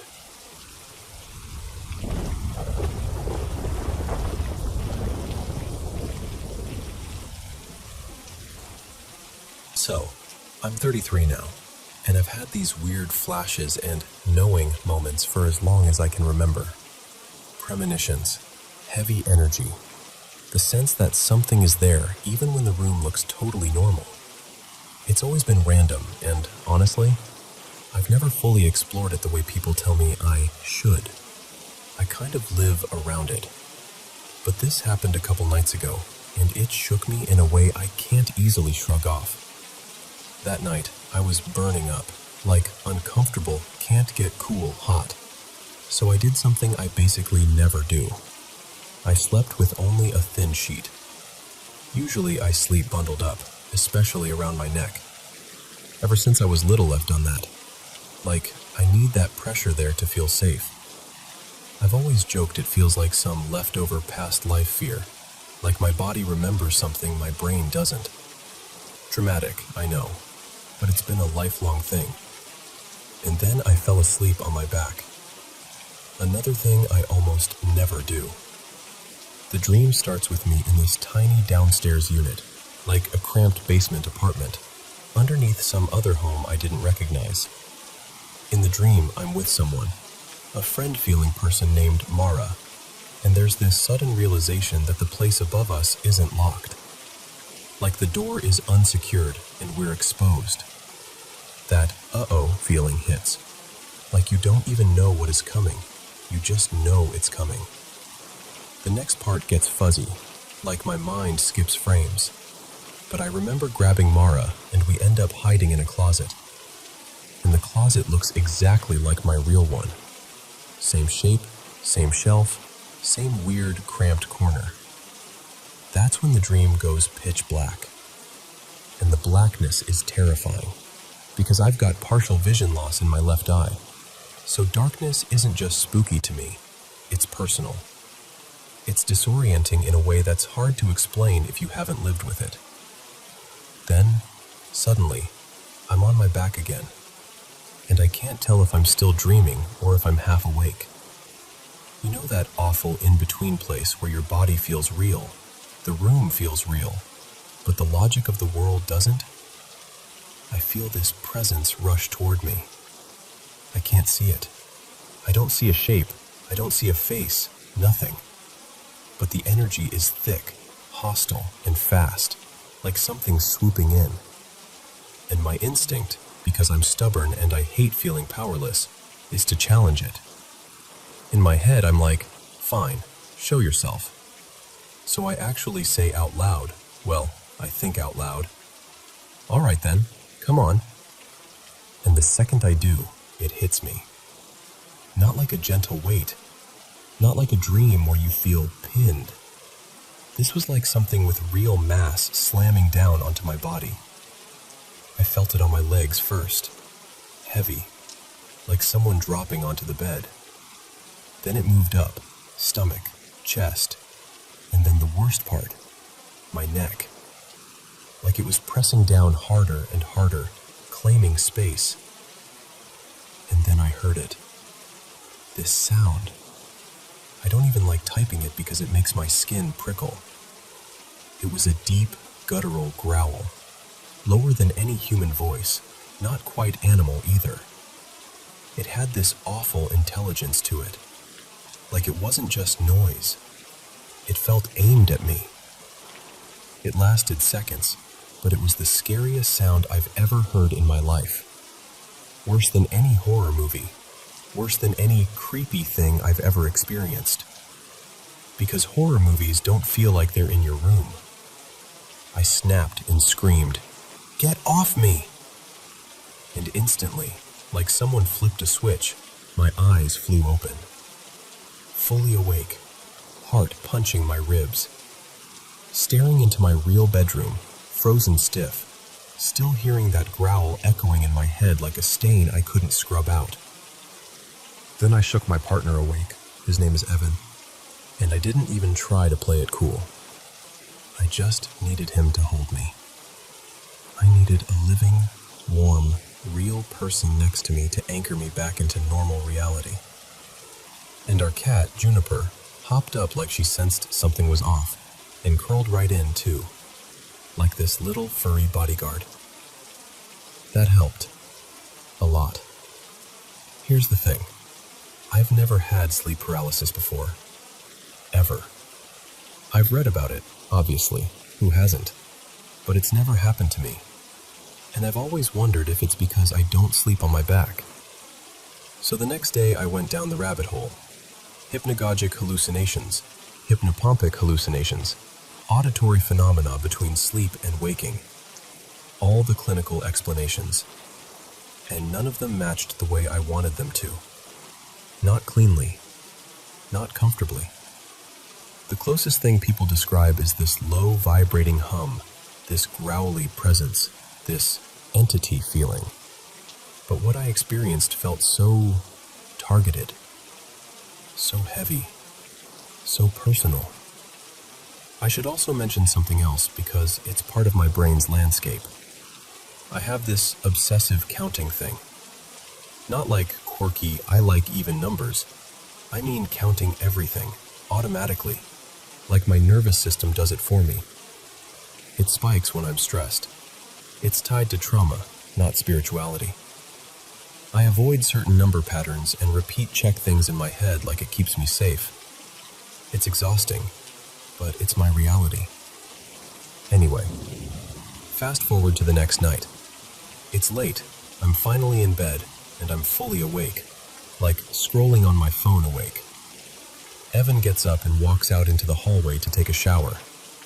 The moment he turns the corner and disappears from view, I hear it. Right behind me. Not in my head. Not like a maybe. Clear as day. Psst. Like someone trying to get my attention. Like they're standing a few feet away from the bed. My whole body went cold. I shot upright and said, out loud and firm, "No, you're not welcome here. Leave me alone." And then, like a puzzle piece snapping into place, I remembered something. A few days earlier, we'd gone to this little pop-up vintage market thing with our kid, Micah. One of those tent setups with tables of antiques and old knickknacks. We bought a handful of stuff. An old film camera, a couple small toys, some glass bottles, random odds and ends. Cute little treasures. We love that kind of thing. But the timing hit me like a punch. Everything strange started right around when those items came into the house. So I didn't hesitate. I gathered every single thing we bought that day, put it all into a box, and set it out for trash pickup. No, maybe I'll cleanse it later. No, let's keep the camera. Just gone. Then I found a half-forgotten bundle of sage in a drawer and smudged every corner of the house. Closets, doorways, behind the couch, the whole thing. And while I did it, I said what I had in my heart. Simple, direct. Only peace in this home. Anything harmful has to leave. This house is not for you. And yeah, I also tacked on a prayer I remembered from childhood. My family was Catholic, even though I don't really practice now. It wasn't about religion so much as it was about claiming my space in the most familiar language I had. Since then, nothing. No growls, no whispers, no heavy feeling. The house feels normal again, like the air is mine. So I can't stop wondering if it was tied to those secondhand items. I know that sounds dramatic, and part of me wants to roll my eyes at myself. But the timing, the escalation, and then the sudden quiet after I got rid of them, it's hard to ignore, and I keep thinking about that second night, the psst, because that wasn't sleep. That was me awake, phone in hand, lights from the screen on my face. Hello, Paranormal M friends. It's me again. I honestly, truly love what I do. Sitting down with the mic and sharing mysterious stories from all over the world to help you drift off to sleep. It's such a great feeling. I hope you'll keep supporting the channel and sending in even more of your strange, mysterious experiences. Don't forget to subscribe and turn on notifications so you won't miss our latest videos. Now, without further ado, let's jump into today's stories.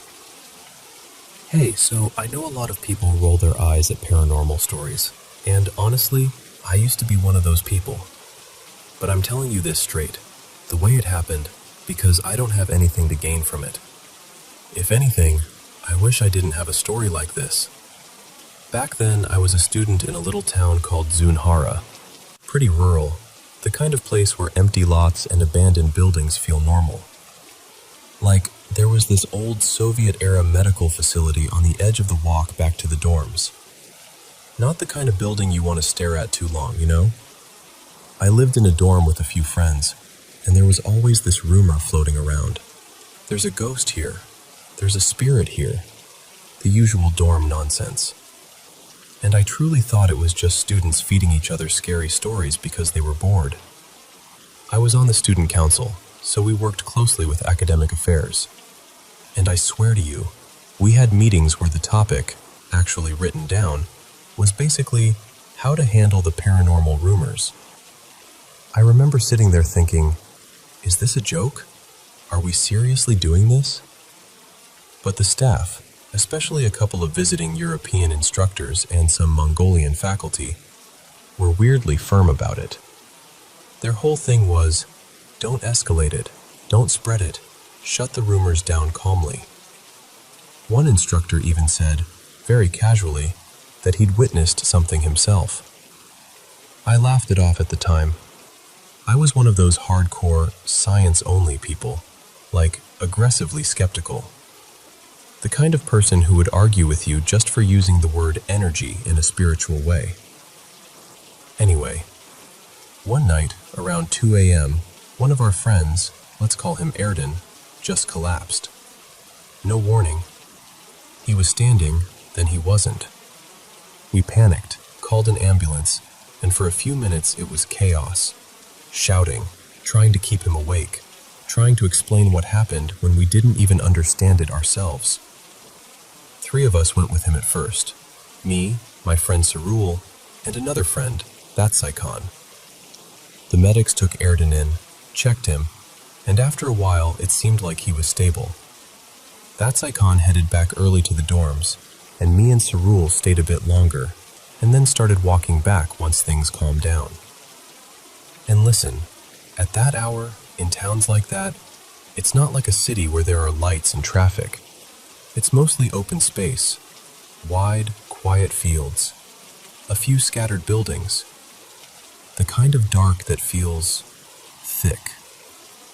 We were walking back, maybe a couple meters apart, joking in that nervous way people do after something scary, making dumb little comments about how Erden just rage quit life for a second, stuff like that, trying to keep it light.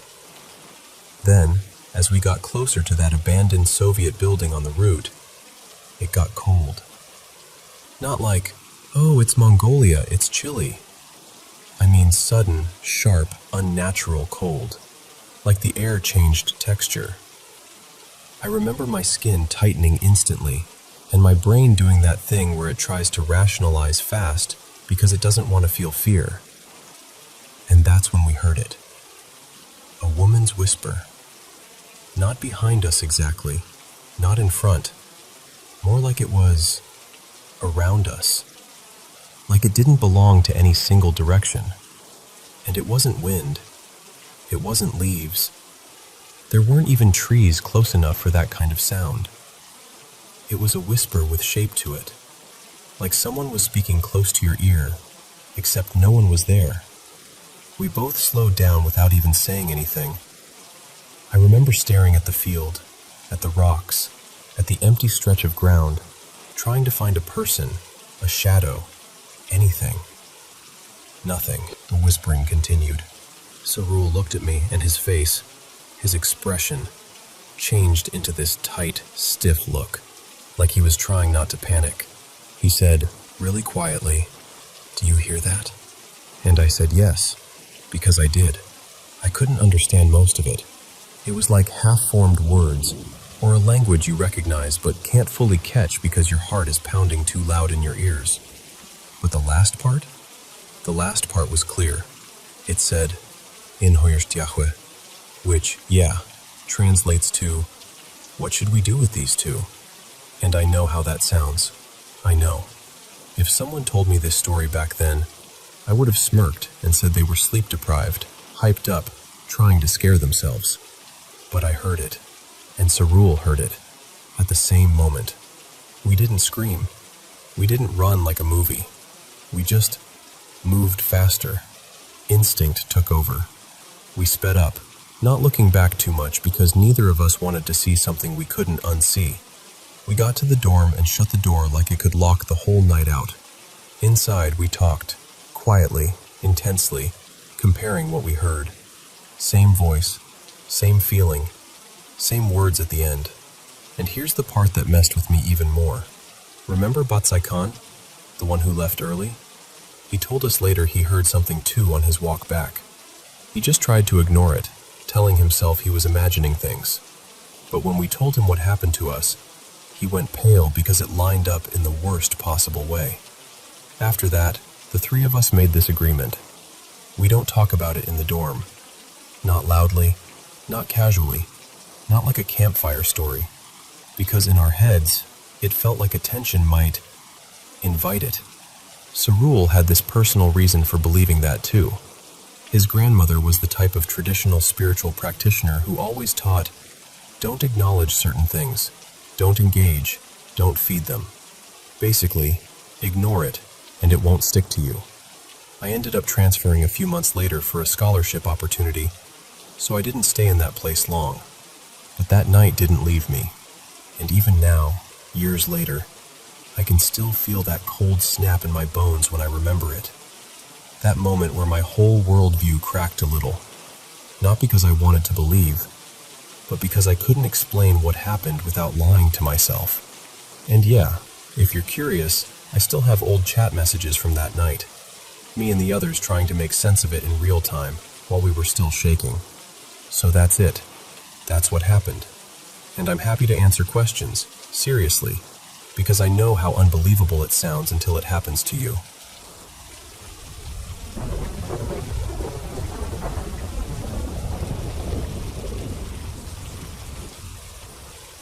Hey, thanks for letting me tell you this. I'm going to start a little ways back, because none of what happened recently makes sense without the rest of it. I'm a bloke in my mid-40s. My wife, Emma, and I have been together forever, honestly. We got together young, and we've built a proper life. A home that we've slowly made into ours. 2 daughters, one in her early 20s, and one just finishing her teens, and the younger one still lives with us. But before our girls were born, there was another baby. Emma got pregnant almost immediately after we got together, like shockingly fast. People can judge if they want, but we were kids in love trying to do our best. The pregnancy didn't go how it should have. Our little girl, Lila, came far too early. She lived for the briefest moment, and then she was gone. What still gets me is that right up until the end, Emma could feel her moving, like she was saying, "I'm here," until she suddenly wasn't. I don't think anything has ever hit me like that did. It was the kind of grief that changes the shape of your life. And somehow, it could have shattered us, but it didn't. It welded us together. We stayed. We carried it. We went on to have our 2 daughters, and we got married, and we did the normal things people do. Work, bills, birthdays, arguing about paint colors, while always having this quiet, tender, missing piece in the background. Then, years later, my body changed the rules on me. About 7 years ago, I developed a mobility condition. It isn't degenerative on paper, but in real life it's become harder and harder. I used to be on my feet all day for work, selling, driving, talking, grafting, since I was a teenager. Losing that version of myself, I don't know how else to say it. It broke something in me. I sank into a depression I didn't recognize. And then came the worst part. The voices. That's the bit people never understand unless they've lived it. The mental health services, the appointments, the fear of, here we go again. The constant question in the back of your head, is this real? Or is it me? Over time, my mobility got worse. Pride is a funny thing, how it can make you suffer more than you need to. I fought adaptations like they were insults. A stair lift, a wheelchair for longer outings. All of it felt like admitting defeat, even when it was just being practical. And then, last autumn, everything shifted again. It was around late October 2024 when my sleep really started falling apart. Pain, tossing, waking up constantly. Emma sleeps with earplugs because I use a CPAP machine, so at night it's mostly just me, awake in the dark, listening to the house. That's when I started hearing things. At first it was small, little noises from downstairs. The letterbox rattling like someone had pushed it. A chair scrape. A door click. The kind of stuff you can explain away as a house settling. And because no one else heard it, I told myself that's what it was. Even the dog didn't react, so I forced myself not to spiral. But it didn't stop. As winter rolled in, the sounds got louder and more deliberate. Not just a random creak, more like movement, like someone walking, slow, steady footsteps. Still only at night, still only when I was awake. After Christmas, it started feeling closer. It wasn't just downstairs anymore. I'd hear what sounded like footsteps on the stairs, the blinds on the landing tapping gently like they'd been nudged, a basket lid shifting, that sort of thing. Room to room, like a presence tracing the layout of our home. And I need you to understand this part. My first thought wasn't ghost. My first thought was, oh no, I'm relapsing. Because that would be the logical explanation, wouldn't it? Then came the morning that shook me. It was midweek in February 2025, Wednesday. I woke up just before 6, properly awake, not half dreaming, and I heard a bedroom door drag open upstairs. You know the sound. Carpet resisting, the door sort of catching. It was my youngest daughter's room. Right after that, I heard a soft voice, clear as anything, say, "Dad." Not shouting, not spooky, just gentle, like someone trying not to wake the whole house. My heart did that drop it does. I thought, she's ill again. She'd had a stomach bug a day or two earlier, so I swung my legs out, pulled on my dressing gown because the house was freezing, and I went onto the landing. And her door was closed, and the landing was empty. That cold went right through me, not the temperature kind, the wrongness of it. I stood there staring, trying to make my brain find the explanation. And then it hit me. She hadn't even been home. She'd stayed at her boyfriend's that night. So who opened the door? Who said, "Dad"? I went downstairs and I just sat there with my thoughts racing. I didn't call anyone. I didn't tell Emma. I didn't tell my daughters. I didn't tell my parents. Because once you've been in psychiatric care, you learn how quickly people look at you differently. I didn't want anyone watching me for signs, or insisting I ring the doctor, or treating me like I wasn't a reliable narrator of my own life. But I was scared. And also, this sounds mad, I was oddly calm, because a part of me thought, if this is real, at least I'm not losing my mind. The next day was the one that changed everything. Thursday afternoon, Emma went out with her mom. The house was quiet, just me and the dog. I was in the kitchen making myself something to eat, half leaning on the counter like I always do now, when there was a knock at the front door. It was my mom, Jan, coming to pick up some ironing. She lives ridiculously close, just across the road with my dad, and since I've struggled more, she likes to help. She came in, we chatted like normal, nothing dramatic. Nothing said. She left. And about 2 minutes later, I got a text. "What's going on? Who's upstairs? And why did you look so flustered when you opened the door?" I remember just staring at it like I couldn't translate the words. I texted back, confused, and told her, "Mom, it's just me here. I was in the kitchen. I wasn't flustered." Then she replied with what she'd seen.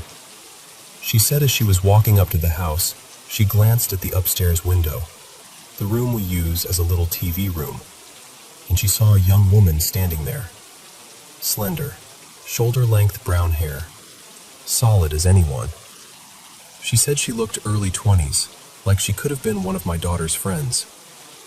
Mom even waved at her because it looked so normal. And then she got to the door, and it was just me. No one else in the house.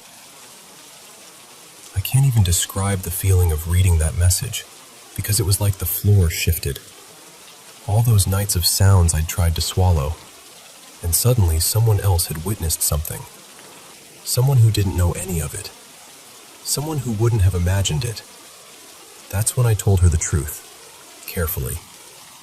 That for months I'd been hearing footsteps, doors, noises moving closer.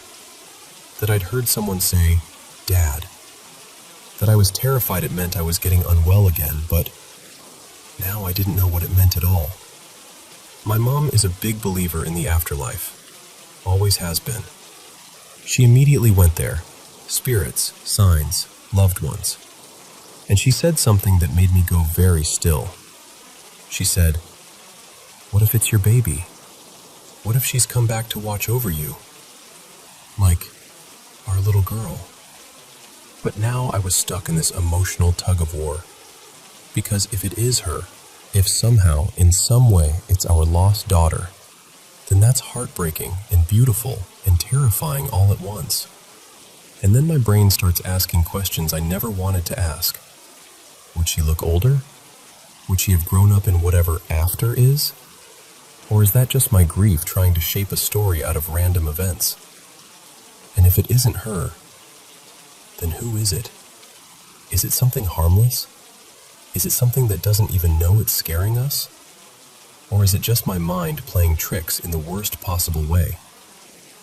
The cruelest part is this. I don't have recordings. No video, no audio, nothing neat and tidy. Just months of noises, one clear voice saying "Dad," and one very real witness who saw a young woman in our window. And I finally told Emma, because I had to. I couldn't keep it to myself once my mom had seen what she saw. And Emma is terrified, properly frightened. She wants to move, like immediately. And I'm trying to calm her down when I don't even know what I'm dealing with. So that's where I am, not asking to be convinced, not trying to make anyone believe me, just sitting in the middle of grief, illness, pride, fear, and this strange thread of hope I didn't ask for, wondering what the next step is supposed to be when something in your own home doesn't feel explainable anymore.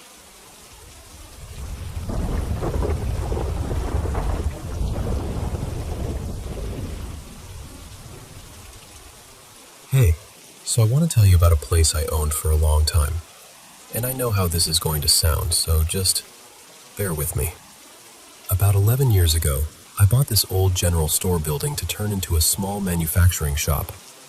Nothing fancy, just a big, plain box of a structure, maybe 7,500 square feet. No creepy hallways, no maze of offices, no basement that screams, "Don't go down there." It was built in the early 80s on land that used to be part of a homestead, with this massive red barn nearby. One of those turn-of-the-century ones that looks like it has stories baked into the wood. Except the barn didn't last. Sometime in the early 2000s, somebody torched it. Arson. The whole thing went up, and all that was left was ash, warped nails, and twisted metal like bones. And here's the thing. There were two other details that always sat in the back of my mind. One was that there were federal research facilities not too far up the road, maybe 25 miles or so. The other was the older history. Indigenous presence on that land way back, long before any homestead or barn ever existed. I'm not trying to make it dramatic. I'm just saying, the place had layers. Within the first few weeks of moving in, I started to feel like something was off. Not like I saw a floating woman in a white dress or anything like that. It was subtler. It started with the machinery. I had the most absurd, relentless luck with equipment. And when I say luck, I mean the kind of luck where it stops feeling random and starts feeling personal. Brand new machines would fail. Well-maintained machines would suddenly go weird. Not just one type either. Everything. It didn't matter if it was a CNC, a drum sander, an industrial embroidery machine, a plotter. Something was always happening, and it always happened at the worst possible times. Holiday rushes, deadline weeks, right when a big order was due. Like the building had a calendar and a sense of humor. We'd come in and find the commercial fridge switched off. Not tripped, not a breaker issue. Someone had physically flipped the switch. Bolts would be loosened like someone had taken a wrench to them. Drive belts would be half sliced. Plotter heads would mysteriously gum up overnight like they'd been left to stew in glue. The soldering iron would be turned on when nobody was there. Thermostats would be set down into the low 50s for no reason. Little adjustments would show up on equipment, just enough to ruin material or wreck alignment, like someone knew exactly how to cause maximum annoyance without making it obvious. And for years, I tried to explain it away. I did the responsible thing. I had professionals test the building for everything you'd test for if you were trying to keep your head on straight. Electrical surges, grounding issues, humidity problems, static, bad wiring, weird signals, rodents, carbon monoxide, you name it. I changed the locks. I got strict about keys. We were a small shop, never more than 10 or 11 employees, mostly closer to 5 or 6 on a normal day. And honestly, some of the staff wouldn't have known how to mess with half this equipment even if they wanted to. But it wasn't just the machines. Over the years, we had these moments, little ones at first, that didn't fit neatly into any explanation. People would hear voices up in the storage lofts. Not loud, not clear enough to make out words. Just distant, like someone talking in another room. Sometimes you'd catch movement in the reflection of a black computer monitor, even though nothing was behind you that should have moved. There were cold spots too, and breezes, which sounds basic until you understand the building had no openable windows, just a few exterior doors and the big garage door. I actually had roofers check the fascia because it got cold enough that I was convinced something had to be open, like a gap, a broken vent, birds getting in, wasp nests, something. But everything checked out. And then there were the crashes. Tools would fall. Materials would drop. Something would slam like a shelf had collapsed, and you'd run over. And nothing had moved. Nothing was broken. Nobody was anywhere near it. For almost a year, I was convinced a cat had gotten in somehow. I paid an exterminator to check the entire perimeter like I was trying to secure Fort Knox. What's interesting is, it wasn't everyone who reacted the same way. Some people shrugged it off. Some people joked. But there were a handful of us, especially 5 women, including me, who all felt the same thing when we were there alone after hours. It wasn't terror.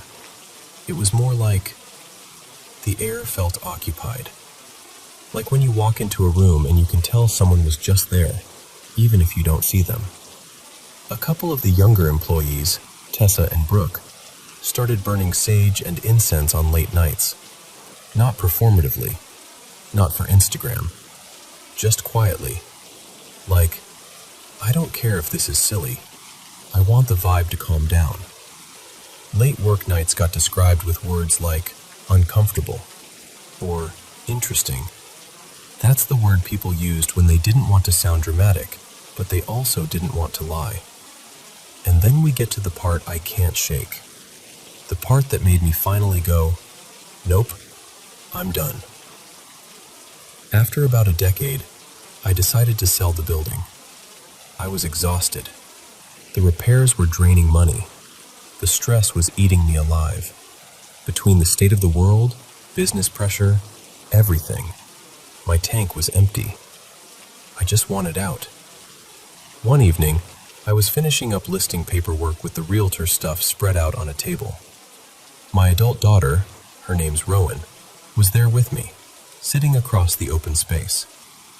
We were talking casually, and I made a stupid joke, something like, "Well, if there are any ghosts here, they're probably thrilled we're leaving." Rowan laughed, and I turned to walk across the warehouse floor toward the printer, and I slammed, full body, into something. Not stumbled, not tripped, not bumped a table. I hit something the way you hit a person when you both turn a corner too fast. Like there was momentum on the other side of the collision. I bounced backward. My arms flew out. I almost fell. It felt like getting checked, like an invisible shoulder to my chest. And it was so fast that for half a second, I didn't even trust my own eyes. It was like a shadow was there, and then it was gone. So quick it barely registered visually, but my body knew what happened. And the floor was clean concrete, wide open, nothing to snag on, nothing hanging, no cords, no tools, no chance of me clotheslining myself on something. I froze and I shouted, something very eloquent, like, "Oh my God, did you see that?" Rowan didn't answer right away. She just stared at me with this look I can still picture. Eyes wide, face drained, like her brain was trying to reboot. And then she said, "We're leaving. Right now." Because she had seen it. We didn't turn off lights. We didn't tidy up. We didn't do the normal end-of-night routine. We just got in the car and left. After that, we basically begged friends to help us move out faster. Because we dealt with years of weird little things, sounds, shadows, cold spots, equipment mishaps. But this was different. This felt like intent. And I still replay that moment and wonder, was it reacting to the joke? Was it like, "Oh, you think this is funny?" Here's the part that makes it worse. I'm not a spooky person. I'm not spiritual. I'm not the crystal and incense type. I'm not sitting around believing in goblins or angels or anything like that. I'm the person who wants a scientific explanation. I love science fiction because it's imaginative, not because I think it's real. I spent 10 years trying to rationalize every strange thing that happened in that building. But unless I had a one-time neurological event that perfectly mimicked getting body checked by an invisible person, something hit me. I hope the new owners have better luck than we did. And yes, my realtor actually told me, please do not mention ghosts to potential buyers. Which, fair. Very fair. Oh, and there's one more thing. A parallel story that still makes my skin prickle. One of my older employees, Linda, tough, no nonsense, the kind of woman who'd laugh at a horror movie, used to work security at that federal facility up the road back in the 90s. She told me the security team had stories. A lot of them. Things people saw on the desert grounds, things people heard. And there was some history out there. Incidents decades back, and the older layers of who lived on that land long before any modern buildings showed up. One evening, Linda was doing a foot patrol on the outer perimeter at dusk. Empty desert. Buildings far away. Nobody near her. And a voice spoke right next to her head, clear as if someone was standing at her shoulder. She said she barely had the presence of mind to reach for her weapon. She spun around, once, twice, scanning the dark like her eyes could catch whatever her brain didn't want to accept. And then she ran, full sprint back to the buildings. She said people did prank each other out there sometimes, but there was no way. No footsteps, no radios, no one close enough, no place for someone to hide. Just open ground and a voice that didn't belong. So yeah, I don't know. Maybe the area holds on to things. Maybe there's a logical explanation we just never found. Maybe it was all coincidence stacked so high it started to feel like a pattern. All I know is this: I've never been so relieved to leave a building behind.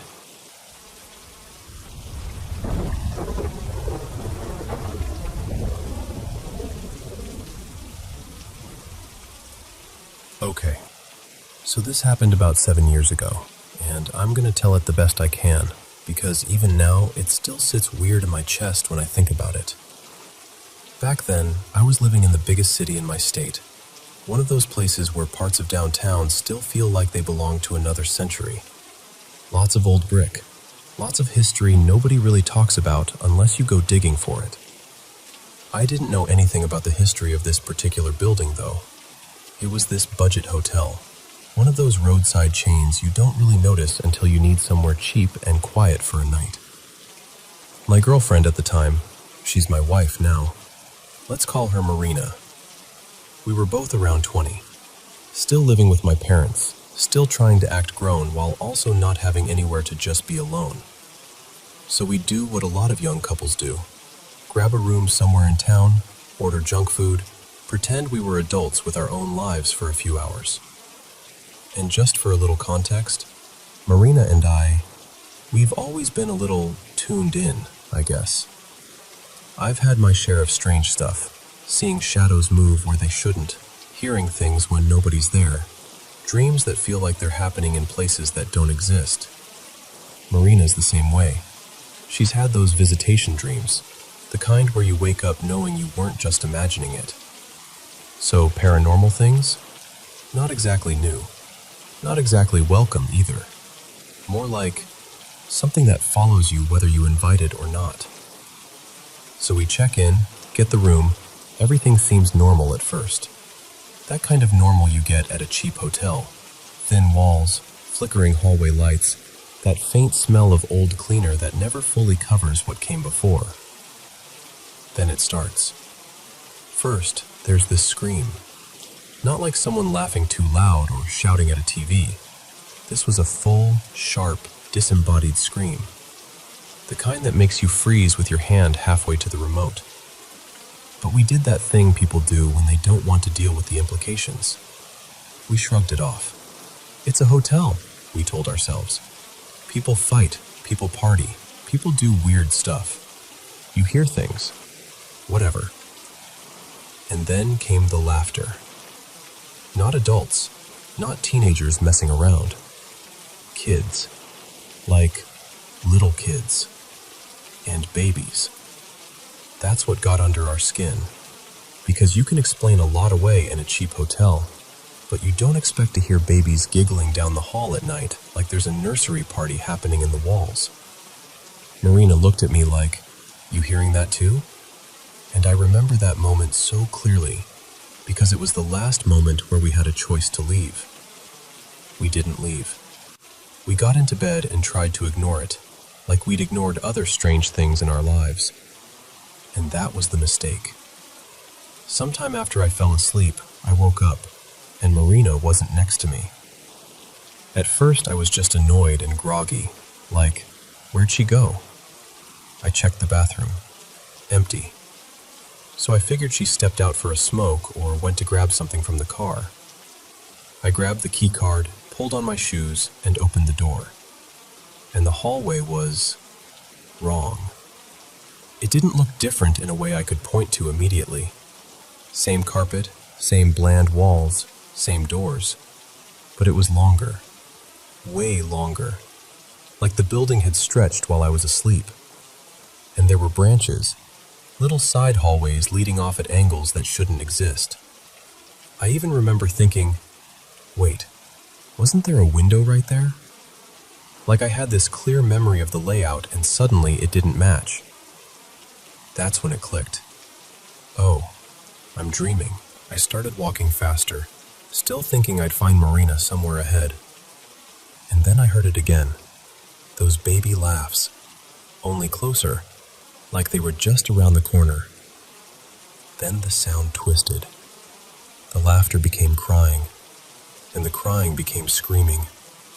If you've ever heard a baby in real pain, real panic, You know there's something in it that goes straight past your brain and into your body. It hits something primal. Your stomach drops. Your skin goes cold.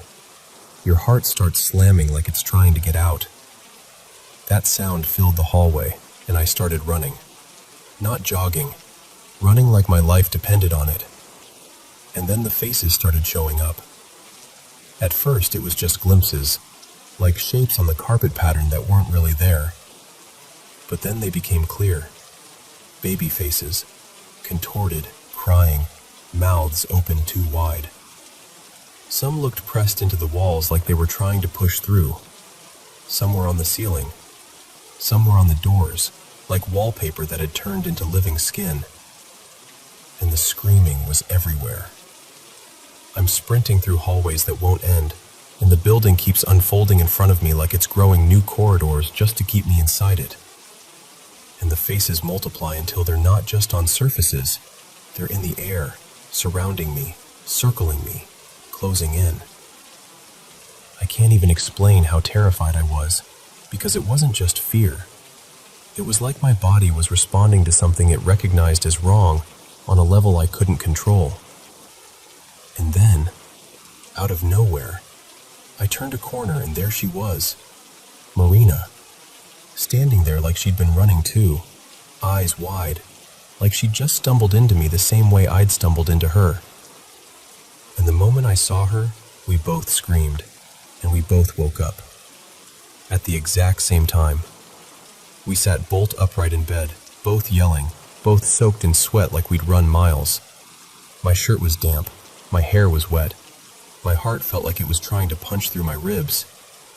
Marina looked just as wrecked as I felt. It took a minute for either of us to even speak. When we finally calmed down enough to talk, Marina told me her side. And that's when I got that cold, sinking feeling. Because her dream matched mine. The same place, the same laughter turning into screaming, the same endless hallway feeling. Except in her dream, it started differently. She said she was outside the room, like we'd stepped out to smoke together. She'd leaned against the wall, half dozed off. And then everything slid sideways into that nightmare world, like the building pulled her in from the outside, while it pulled me in from the inside. Same night, same dream, same terror. We didn't debate it. We didn't try to rationalize it. We packed up in this jittery silence, hands shaking a little, moving too fast like staying still might make it come back. We were out of there within the hour. When we dropped the key at the desk, the person working, let's call him Darren, barely reacted. Just took it, nodded, like people leaving in the middle of the night was the most normal thing in the world. Maybe it was. Maybe he saw it all the time. Or maybe he'd seen that before. We never went back. And for a long time after, every time I drove past where that building used to be, my whole body would tense up before my mind even caught up with why. That deep, involuntary chill. Like some part of me was warning the rest of me not to look too long. I think the building's gone now. Torn down, replaced, whatever. But I still remember those hallways. And sometimes, just sometimes, when I wake up in the middle of the night and the house is too quiet.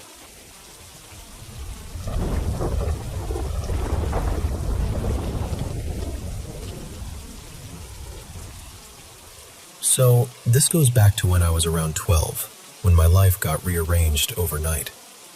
My mom and my stepdad, Derek, had just moved us into this bigger townhouse.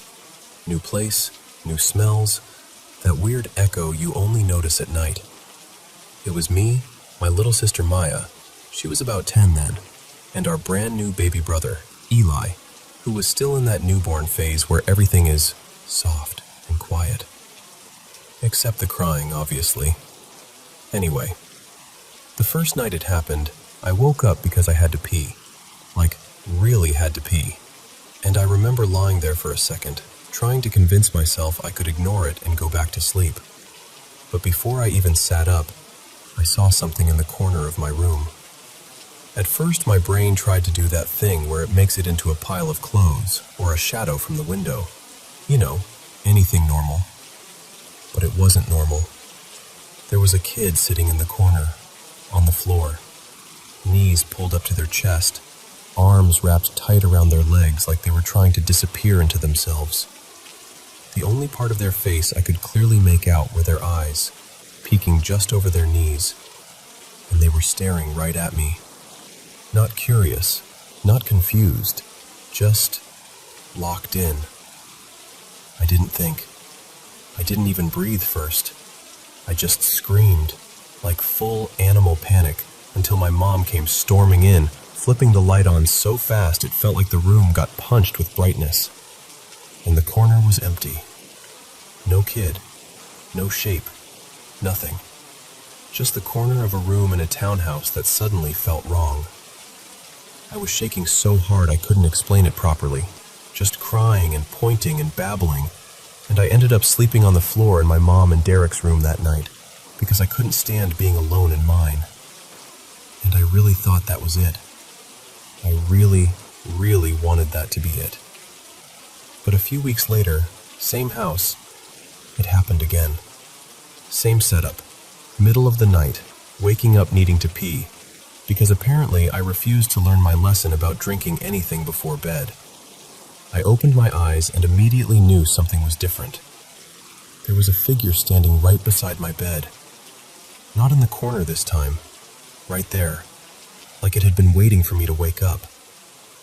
It was tall, too tall for the room to feel comfortable, and it was leaning slightly forward, staring down at me like it was studying me. And I remember this horrible detail. It didn't blink, not once. Just this fixed, heavy gaze that made my skin go tight all over. I couldn't move. I couldn't even sit up. My body felt glued to the mattress. And then it bent down toward my face, slowly, so slowly. And it got closer and closer until it was just inches away. I could feel my heart beating in my throat. And then it opened its mouth. Not like a person, not like anything I've ever seen. Its mouth just stretched wider than it should have been able to, like the rules didn't apply to it. And it screamed. It wasn't a normal scream. It wasn't even an animal scream. It was loud and sharp and wrong, like something mechanical trying to imitate a human sound but failing.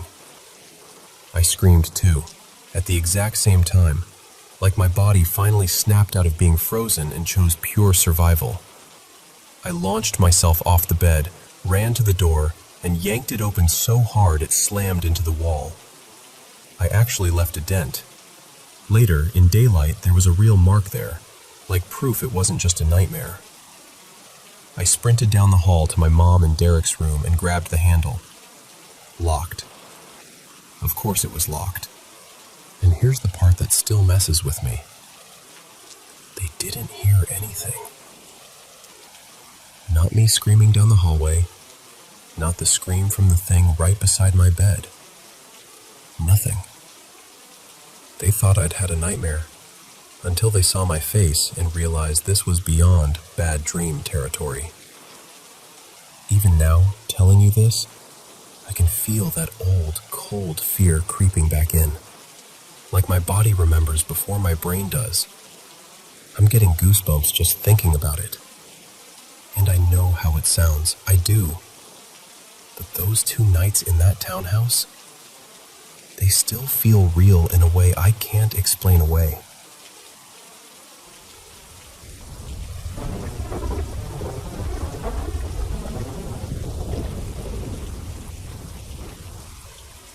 So, my mom passed away late August last year, and ever since then, our apartment hasn't felt quite the same. The hardest part is that I wasn't even there when it happened. I was on the other side of the world, wrapping up the final day of a trip, standing in an airport with my suitcase at my feet, telling myself I'd be home soon. But soon didn't matter. I didn't make it in time to say goodbye, and that still sits in my chest like a stone. When I finally got home, I tried to fall back into normal life. Work, dishes, laundry, the usual routine. But within days, these little things started happening. At first I told myself it was grief doing weird tricks, or jet lag, or stress. But then it started happening at night. I'd be half asleep and feel this sensation on my face, like someone gently brushing my cheek, almost like a fingertip made of static. And then the duvet would tug, slowly, like someone was carefully pulling it back. Sometimes the mattress would dip near my legs, like someone had sat down on the edge of the bed. Not a dramatic slam, just this soft, unmistakable compression. And the thing is, it didn't happen once. It kept happening. Some weeks it was every other night. Other times it would stop for a bit, and I'd start thinking, okay, maybe I imagined it. And then it would happen again. I told my wife, Lena, and she gave me that look people give you when they love you, but think you're reading too much into things. Like, babe, you're exhausted. I couldn't blame her. If I hadn't been the one feeling it, I'm not sure I would have believed it either. Until one morning she came into the bedroom getting ready for work, hair half done, and she goes, really casually at first, "Did you make tea at 5?" And I said, "What? No." She just stared at me and said, "The kettle clicked on by itself. I heard it. 5 in the morning." That was the first time I saw her expression shift from skeptical to unsettled. After that, there was this week where little things kept happening close together, like the apartment was trying to prove a point. One night, the electric toothbrush started buzzing in the bathroom, full on, like someone had pressed the button and walked away. Lena tried to switch it off, and she swears it wouldn't stop. She was standing there in the dark, whispering my name, panicking like it was some horror movie moment. I didn't wake up right away, but when I finally did, hours later, it stopped the moment I picked it up, like it had been waiting for me. And then there was the travel thing. We've always talked about moving someday. I've always pictured us in Australia. Sunlight, coastline, a fresh start. Lena's been set on New Zealand for years.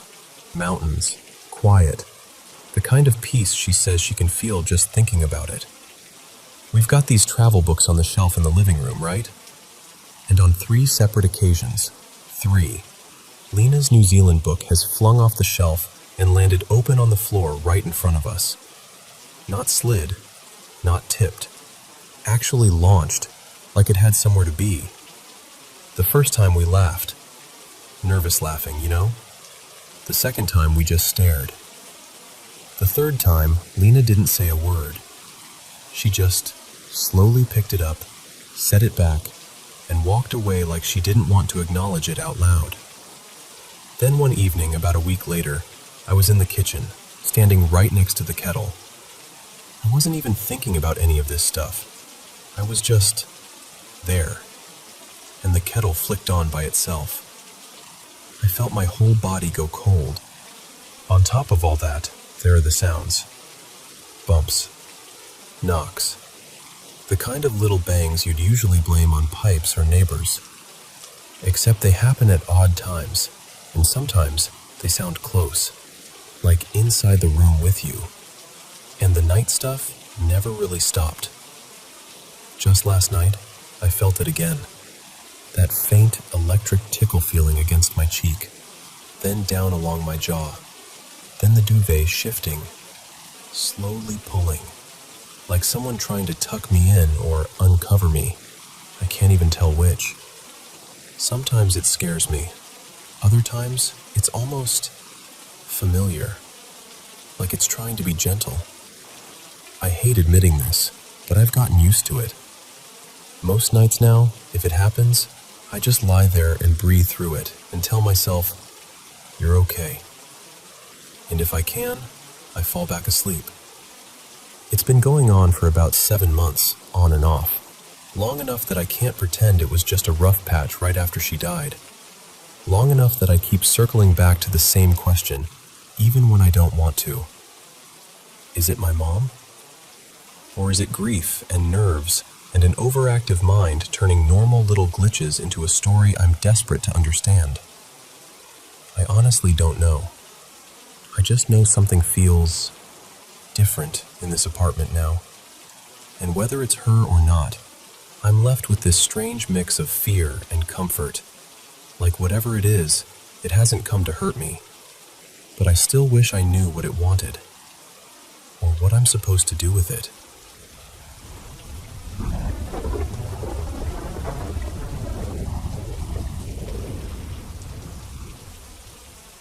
So, this happened when my sister and I were little, maybe 9 and 10-ish. It was one of those super normal weekend routines where Mom and Dad would run out for groceries, and we'd get to camp out upstairs and play video games like it was our sacred duty. That day, we'd just gotten a new game, and we were completely locked in. Like the kind of focused where you don't even hear your own thoughts. The sun was out, bright and warm, and it was mid-afternoon. Everything felt light and easy. Then, from downstairs, I hear it. Girls! Except, okay, our names weren't girls, but you know what I mean. Dad always called out like that when they got back. It was basically a tradition. He'd shout once, and we'd ignore it because we were always upstairs and always in the middle of something. And then he'd shout a second time, slightly louder, slightly more irritated, and that was the cue. The, okay, we're coming moment. My sister, Naomi, and I didn't even look at each other. We just kept playing, totally confident the second call was coming. But it didn't. At first, it's funny, like, ooh, Dad's testing us today. But then it got odd. A few minutes passed, then more. And I remember this specific feeling creeping in. The kind where your brain starts tapping you on the shoulder like, hey, something's off. So I finally paused the game because I'm that kid.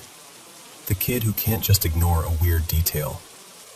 I walk over to the kitchen window upstairs and look out toward the driveway to see what the delay is. And the car isn't there. Not backed in weird or parked around the side. Just not there at all. Empty driveway. I turn and go, Naomi, the car's not in the driveway. She keeps playing like half a second longer, because of course she does. Then I say it again, kind of louder, because it feels so wrong. She finally pauses, pops up, and comes over to the window. We're both staring out at the same, totally normal, totally sunny afternoon, with no car. So we rush downstairs. I remember us moving fast, like our bodies decided before our brains did. The front door is still locked. That part made it even weirder, because our parents always locked it when they left. So if the car's gone and the door's locked, then they haven't come back. Which means nobody should have been downstairs calling us. Naomi and I just stand there for a moment, looking at each other, talking over each other, like, did you hear it? That was Dad, right? Why would we both hear it? We tried to make it make sense the way kids do. Like if you just talk long enough, the universe will finally admit it made a mistake. Eventually, because we were kids and also because we didn't know what else to do, we went back upstairs. We probably checked the window again, at least once. Then we went back to the game, but the whole vibe had shifted. Naomi got back into it faster, but I kept listening with half my attention, waiting for that voice again. That exact tone. And then, after what felt like a long time, maybe 20 minutes, maybe an hour, I honestly couldn't tell you. Girls! Same voice, same inflection, same everything. Both of us shot up instantly, like we'd been launched. We ran to the kitchen window. Now the car was there. Right in the driveway, like it had been there all along. Like nothing strange had ever happened.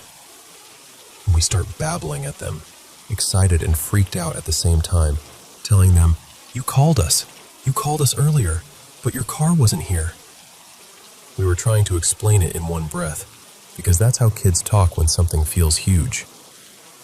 And I remember my dad just kind of blinking at us, confused, like, "What are you talking about?" But Naomi and I weren't confused about what we heard, because we both heard it, clear as day. And even now, thinking back, what sticks with me isn't just the voice. It's that feeling of waiting for the second call that never came, and realizing we'd already answered something that hadn't actually arrived.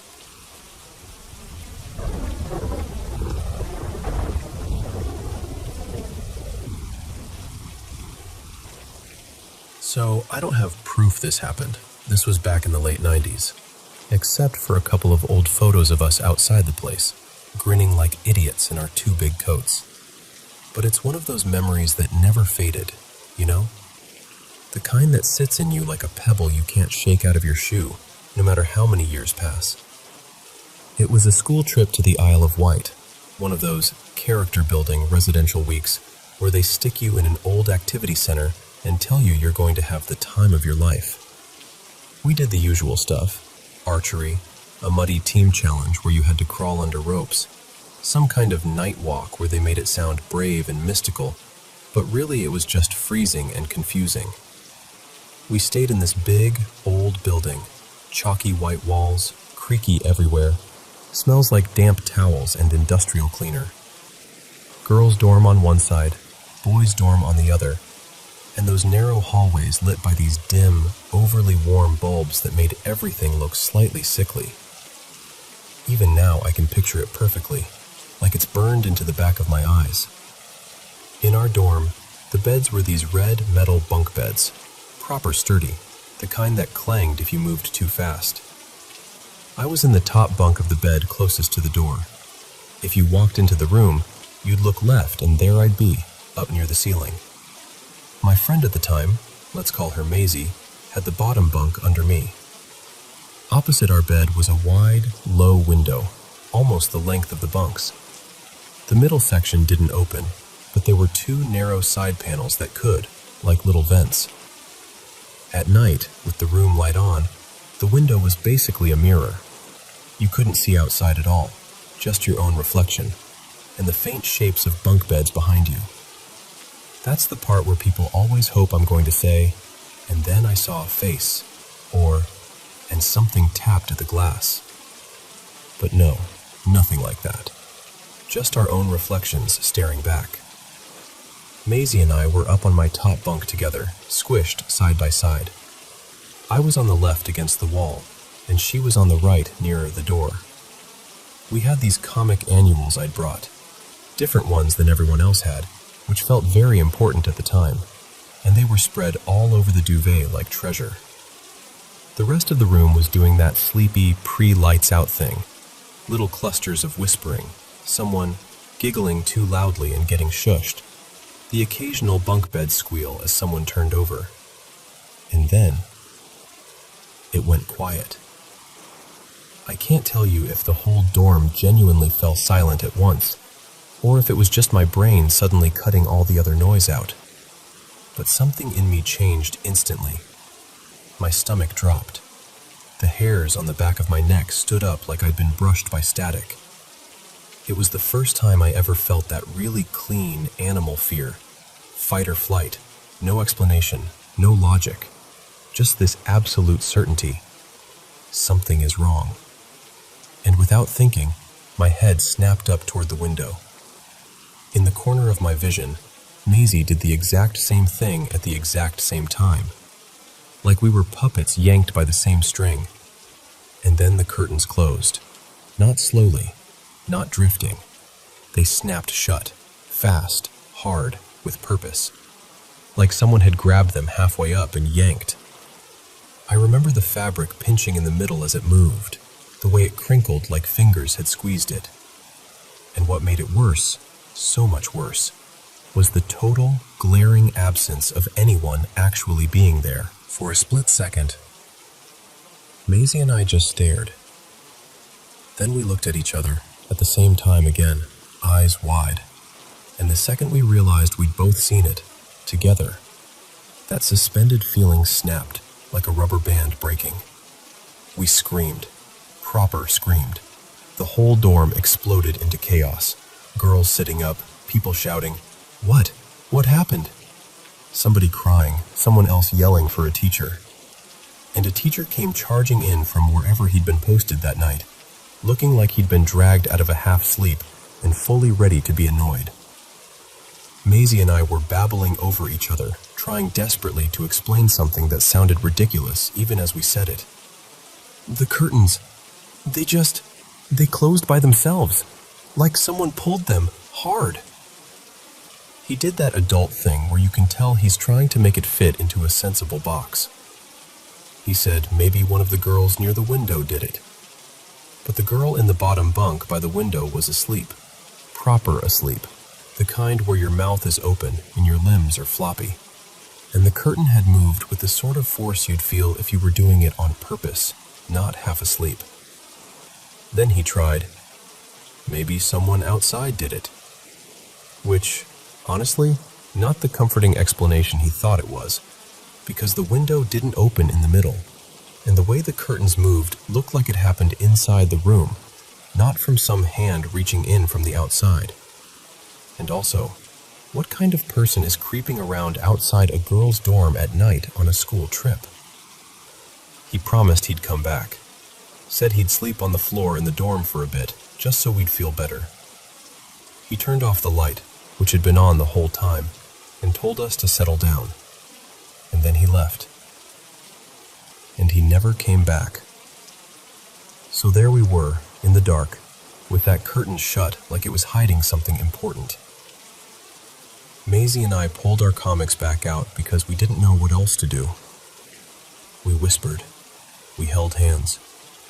Every now and then we'd glance at the shape of the window and feel that same cold ripple move through us, like our bodies remembered before our brains could. Eventually, exhaustion won. We fell asleep the way kids do after crying, suddenly, without meaning to, like your system just powers down. I've had other strange moments in my life, before and after, but that one sticks out. Maybe because it was so simple. No shadowy figure, no ghostly voice. Just one sharp, deliberate movement that made something ancient inside me sit up and snarl. Danger.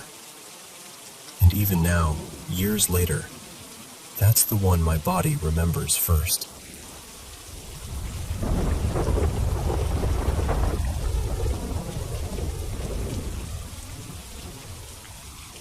So, I've been wondering if anyone else has ever had weird, almost paranormal moments with their Alexa devices, like they're accidentally acting as these little DIY spirit boxes.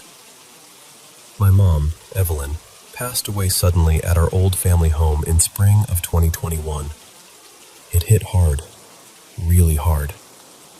We were incredibly close.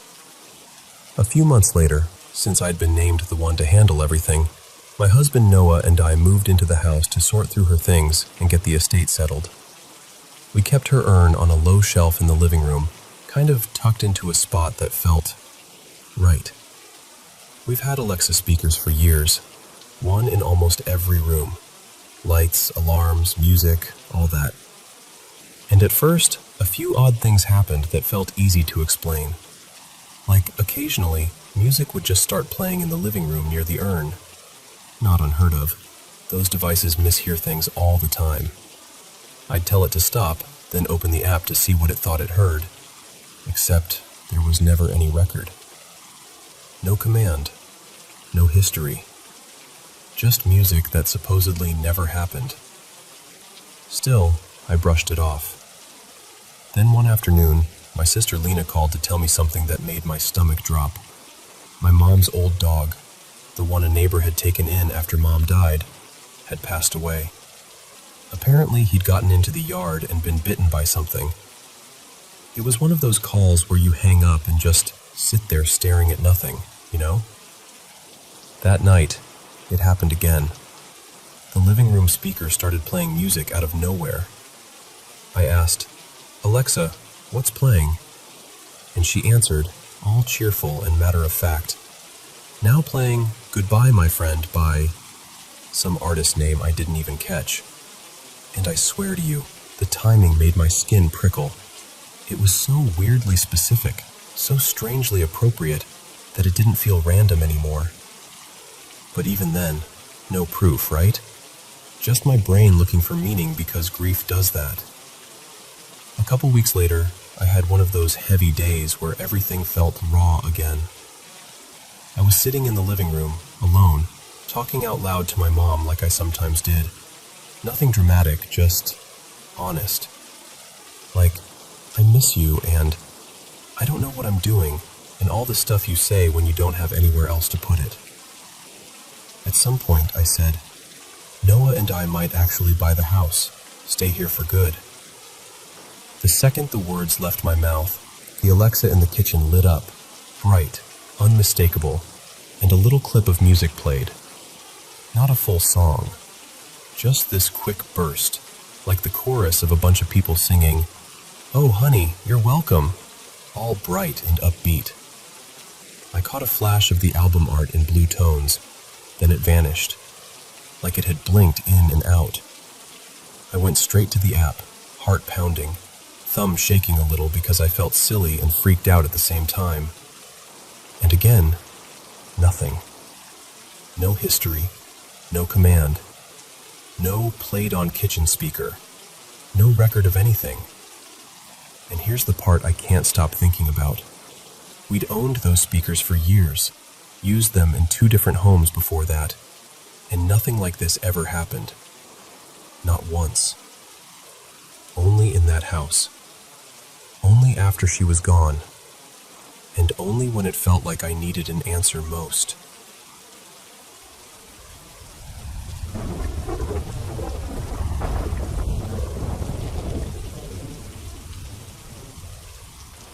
So, we moved into this place back in early fall. Me, my wife, and our little boy who'd just turned 1. The house is old, like creeping up on a century old. It has that smell of wood and time, and the kind of floors that sigh when you walk across them. And I swear, I could probably spend the next 10 years telling stories that start with, okay, so in this house. The first thing happened on one of our first nights. We were finally unpacked enough to sleep, and I was lying there with my bedside lamp on, just staring up at the ceiling while my wife, Maya, was already out cold. And then, I see it. A shadow. A silhouette, really. Big body. Broad shoulders. Like this heavy-set man shape just sort of leaning over my side of the bed. And here's the thing. Nothing was between the lamp and the ceiling. No coat rack. No weird angle. No open door doing something dramatic. Nothing that should have made that shape. But I'm not someone who panics easily. I've watched enough horror movies to know the fastest way to make something feel real is to feed it your fear. So I just blinked, stared at it a second longer, and in my head I was like, okay, noted.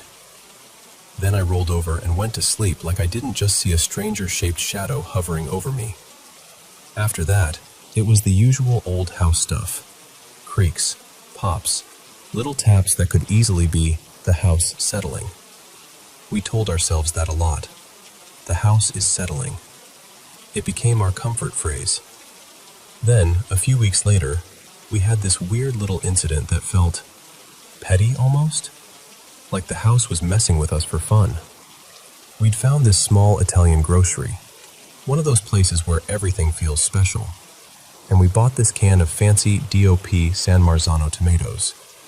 I was excited about it in a way that's embarrassing to admit, because it's just tomatoes, right? But I'd been saving them for a proper pasta night. So I'm cooking, water's boiling, everything's moving. I go to grab the tomatoes and they're gone. Not, I can't see them gone. I mean, gone. I tore through the pantry. I checked every cabinet. I even checked places that made no sense, like the fridge, because when you're annoyed, you start doing stupid, hopeful things. Maya helped me look too. We searched like it was an important document. Nothing. So I'm irritated, because now I'm mid-cooking and I have to run out for a replacement. and also because I was genuinely excited about those stupid tomatoes. I even thought, maybe Maya's sister, Tessa, accidentally grabbed them when we all went shopping together. I meant to text her, but the night got away from me. The next morning, I opened the pantry to make breakfast, and the can is sitting right there, front and center, like it's on display. Like it's saying, "Oh, you mean these?" I just stood there staring for a second. Then I called Maya over, and the look on her face, because she knew. We both knew we didn't miss it. We both looked right through that exact spot multiple times. We laughed it off in that forced way you do when you don't want to say what you're actually thinking. Like, haha, okay, weird, pantry gremlins. Then came the night that didn't feel funny. Bedtime with our son is a routine. Same order every night. Bath, pajamas, book, song. It's comforting, predictable. It makes the world feel normal. But one night, I turned off the light and started singing his lullaby. This time it was "If It's Magic" by Stevie Wonder, and I got hit with the strongest chills I've ever felt in my life. Not a little shiver, not, ooh, spooky. It was like my whole scalp tightened, like waves of goosebumps rolled over my head and neck and down my arms. I could feel it in my bones. Someone was watching, and again, I'm not easily scared. So my instinct was almost stubborn. I sang louder, stronger, like if I filled the space with something beautiful and steady, whatever was pressing in would have to back off. But the chills wouldn't stop. I started sweating, cold, clammy sweat, like my body was reacting on its own even while my mind was trying to stay calm. For a second, I almost scooped my son up and left the room. That's how intense it was. But I finished the song. I finished the routine. I whispered the little affirmations I always tell him, and when he finally fell asleep and I stepped out into the hallway, the relief was immediate, like I'd been holding my breath without realizing it. That night, he woke up around 11, and he didn't just fuss. He woke up, wide awake, crying hard, calling for us like something scared him. Maya went in to soothe him and ended up nursing him, which she hadn't done in a long time. I didn't stop her. After what I'd felt in that room, I was just grateful she was there with him. The next morning, I woke up from a nightmare, and I don't usually get rattled by bad dreams. Normally, I forget them and move on. But this one snapped me awake with this sudden image. This woman's face, right there, like a jump scare. I don't even remember the rest, just the face, and the feeling that lingered afterward, like static on my skin. Later that day, Maya told me something that made my stomach drop. She said while she was in our son's room the night before, soothing him, she kept having these horrible, intrusive thoughts. Dark, unsettling stuff she couldn't explain. Not like her. Not normal. And that's when I finally told her what happened to me in that room. The chills, the presence, the way it felt crowded with something I couldn't see. We agreed we needed to cleanse the house, but we had plans and errands, so we said we'd do it the next day. And of course, because of course, that night, when I went to do bedtime again, it was worse. Same pressure, same feeling, like the air itself was watching me. I came out afterward and showed Maya my shirt. My back was soaked in sweat like I'd run a mile, except it was this cold sweat, like my body was trying to warn me. The next day, we did it. We got sage and a sweetgrass braid and a little bundle of mugwort. I walked through every room, twice. I prayed out loud. I cleansed the doorways, the mirrors, especially the mirrors. I didn't rush it. I meant it, like I was speaking directly to whatever might be there. This is our home. You don't get to harm us. You don't get to frighten our child. Afterward, the vibe shifted. It didn't vanish completely, but it felt thinner, weaker, like whatever was pressing down had lost some of its grip. That night, when I did bedtime, I closed my eyes while I sang, and instead of feeling that heavy watchfulness, I felt something else. Like my ancestors were around me, supportive, steady, like hands on my shoulders. I felt grounded in a way I hadn't in weeks. I came out and told Maya, "It's better. It's not gone, but it's better." Then yesterday happened, and this is the part that's messing with me the most. Yesterday was chaos. We were dropping our son off with my cousin for a few hours, and I was trying to prep snacks while also cooking lunch. I used 2 cutting boards, 2 knives, one for meat and one for fruit. I remember this clearly because I'm weird about cross-contamination. I'm careful. I'm particular. We did the drop-off. I ran errands. By the time I got back, we were on the go again, and the kitchen stayed messy. Not disgusting, just busy. Later, I cooked dinner. Then bedtime. After I put him down, Maya and I cleaned the kitchen together. Everything got washed. Everything got put away or set out to dry. I remember Maya teasing me because I usually do the knives immediately, and I checked, like I always do, that they were handled safely. We went to bed. This morning, I'm making breakfast. I'm cutting an orange for our son, and I reach for the smaller knife, the one I used for fruit yesterday, and it's not there. Gone. Not in the sink, not in the drying rack, not in the drawer, not under a towel, not stuck in a cutting board. I searched the kitchen like a person looking for a contact lens. I checked places it couldn't possibly be. I even checked the trash because my brain went, what if it got wrapped in paper towels and tossed by accident? Nothing. And here's where I'm stuck. A missing can of tomatoes is annoying. It's weird, but you can laugh it off. A missing knife is different. That's not funny. That's not harmless. So I don't know what this house is doing. I don't know if it's just old house chaos and stressed out new parents' brains. I don't know if it's energy or memory or something that doesn't like being ignored. But I do know this. I'm not interested in coexisting with anything that plays games with sharp objects. And I'm trying to figure out, do I keep ignoring it? Or do I get louder about protecting this home? Because whatever this is, it needs to understand one thing really clearly. We live here now, and our baby does too.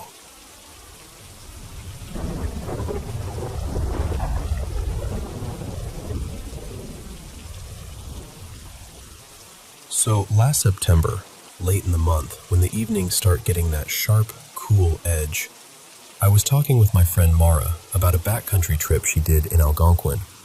And I'm telling you, I've known Mara forever. She's basically been outdoors since she could walk. Canoe routes, remote campsites, all of it.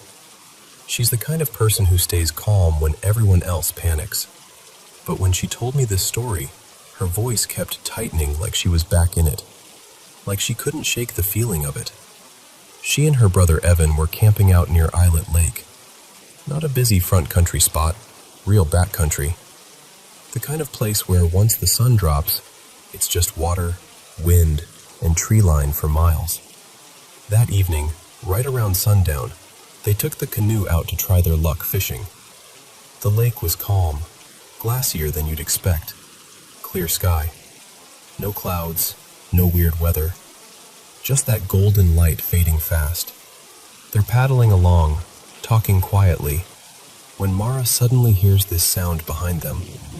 And she described it as like a sparkler, you know? That crackly, fizzing hiss, but bigger. Not right beside her, up above them. The sound moves. That's the part she kept coming back to. It didn't just happen. It traveled. It came from behind their canoe, passed directly overhead, and kept going in a straight line toward the far shore, toward the tree line across the lake. Mara instinctively lifted her head, tracking it by sound. Evan did the same. They even looked at each other like, "Are you hearing this?" Because they both were. But they couldn't see anything. Nothing in the sky. Nothing reflecting light. No shape. No streak. Just that crackling sound sliding across the air like it had a path.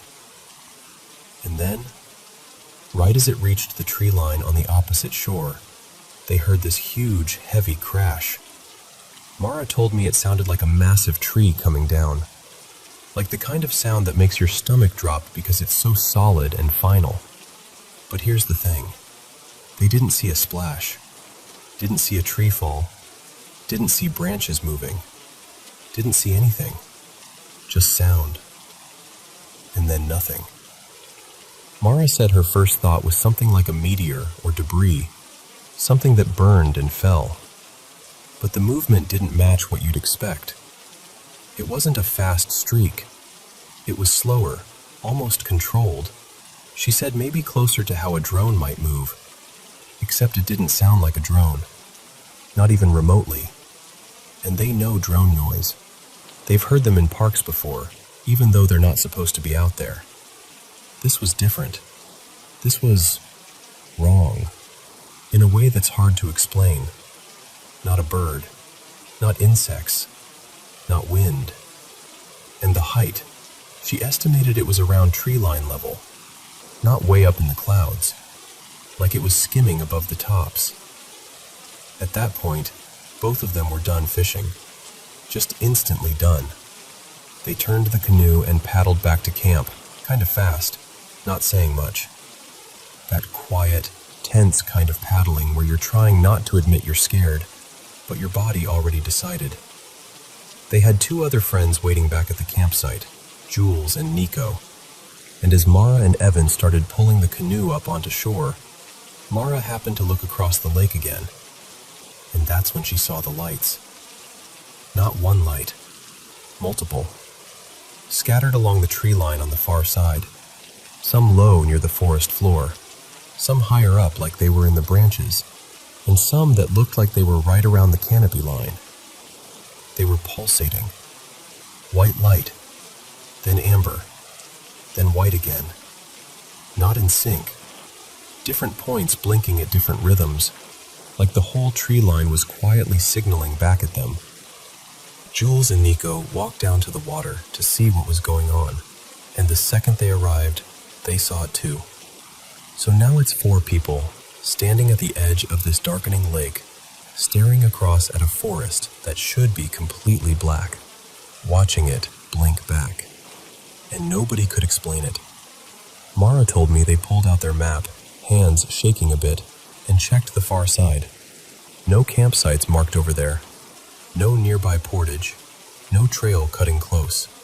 No reason anyone should be there, especially not with multiple lights spread out like that. And it wasn't like there was a road anywhere near it. It wasn't cottage country. It was deep in, the kind of remote where you don't just wander over by accident.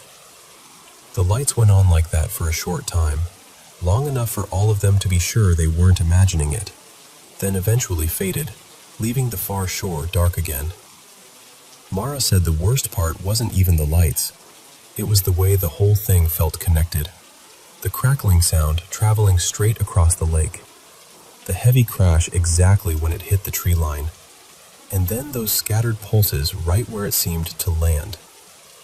When she told me this, she kept pausing, like she was waiting for her own brain to hand her a normal explanation. Like if she just described it carefully enough, it would turn into something reasonable. But it didn't. And even now, she said what unsettles her most is how calm the night was otherwise. No storm, no chaos, no obvious source. Just that quiet wilderness, and then that one strange thing moving through it like it belonged there. So yeah, I believe her, completely.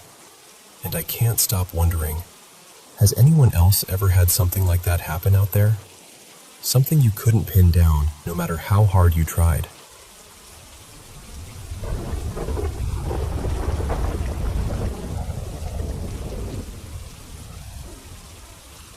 So, I want to tell you about my granddad, because he's been sitting heavy in my chest lately.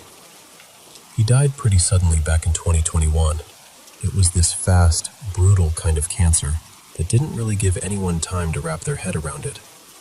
He'd been raised deeply religious, old-school Catholic, the kind of faith that shaped everything about how he lived. And when he passed, it was at home. My grandma there, all 5 of their kids around him. It was quiet in that way that doesn't feel real until later.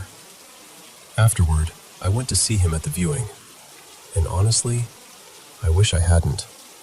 I thought I was doing the right thing, like I'd regret it if I didn't go. But it hit me in a way I wasn't prepared for.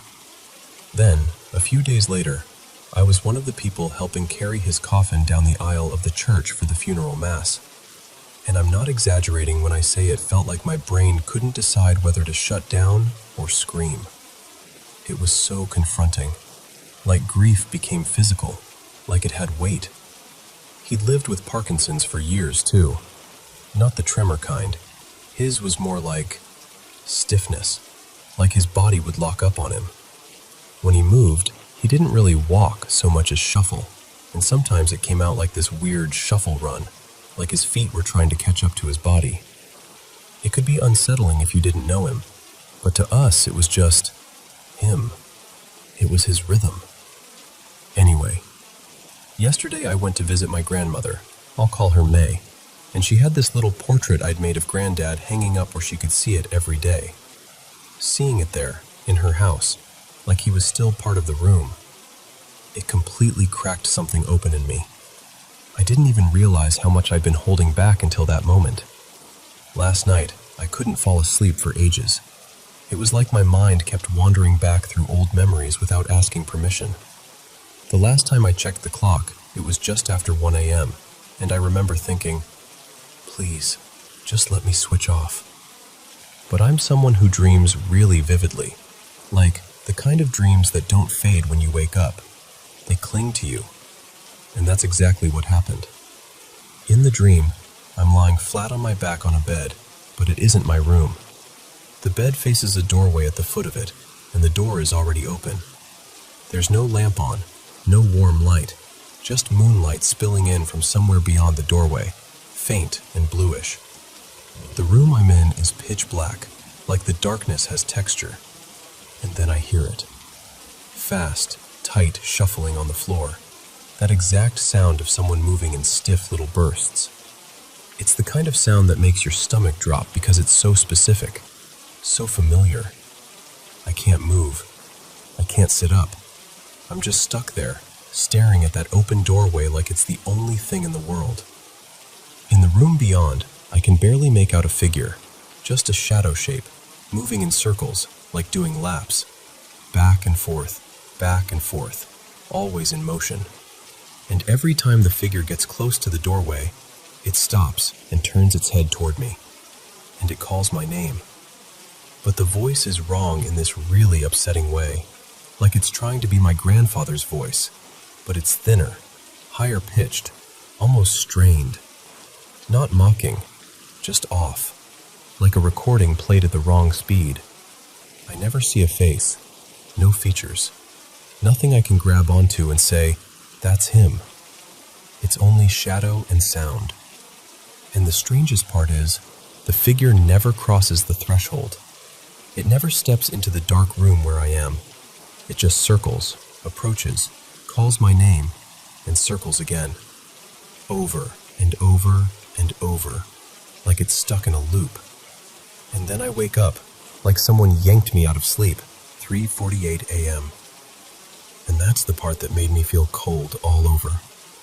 Because I don't know the exact time my grandfather died, but I do know that around 4 a.m., my uncle woke my mom up in a panic and said, "Dad's gone." So now I'm sitting there in the light, breathing like I've run a mile, thinking, what was that? Was it just my brain? Was it grief? Was it my memory playing tricks on me? Or was it something else? I don't know. I genuinely don't know what it means, if it means anything at all. I just know I'm not looking forward to sleeping tonight.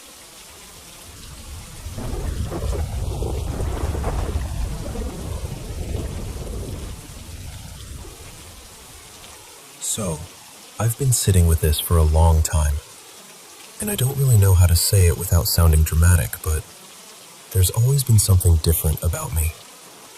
Ever since I was little, like toddler little, I was obsessed with cemeteries. Not in a spooky Halloween way, more like I needed to be near them.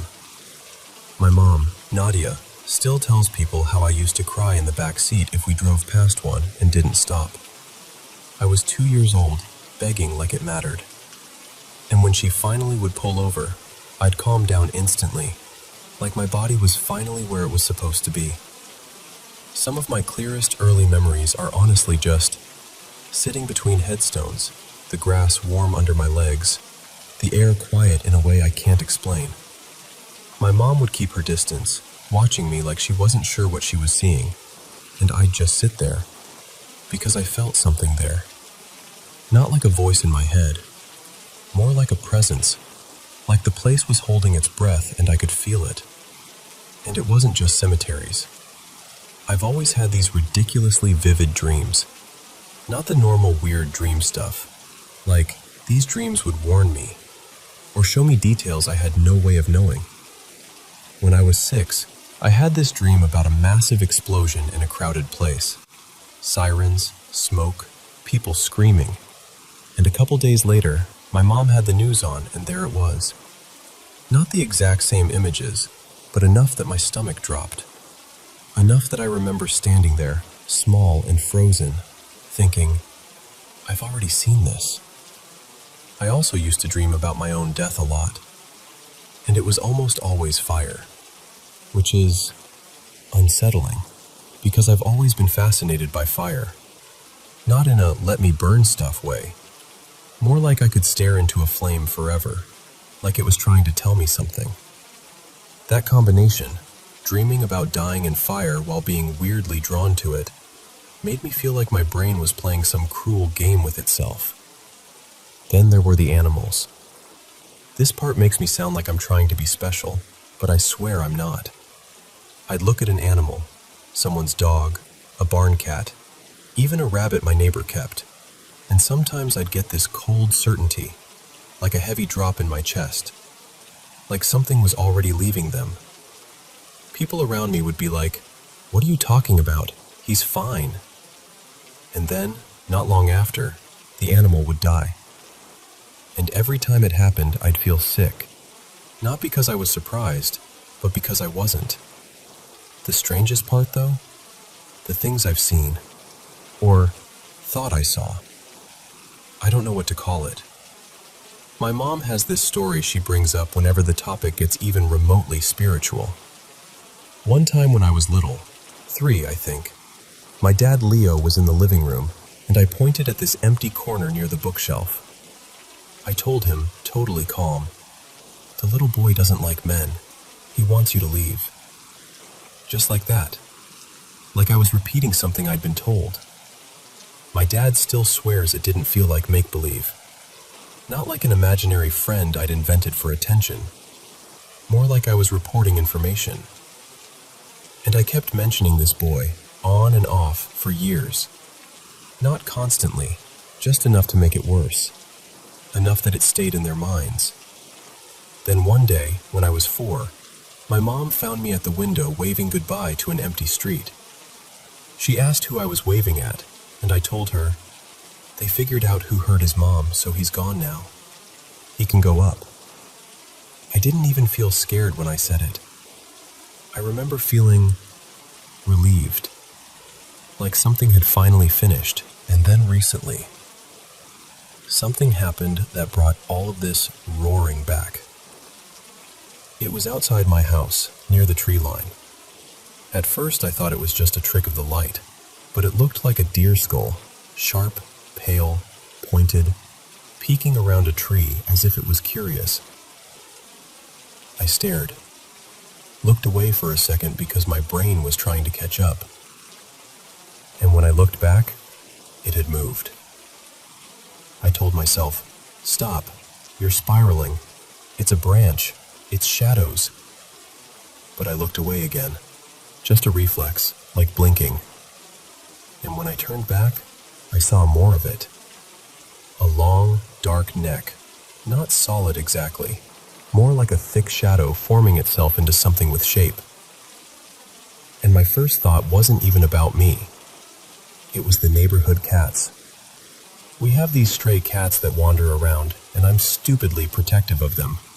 So for a second I panicked, thinking, if that's real, if that's something dangerous, I can't just leave them out here.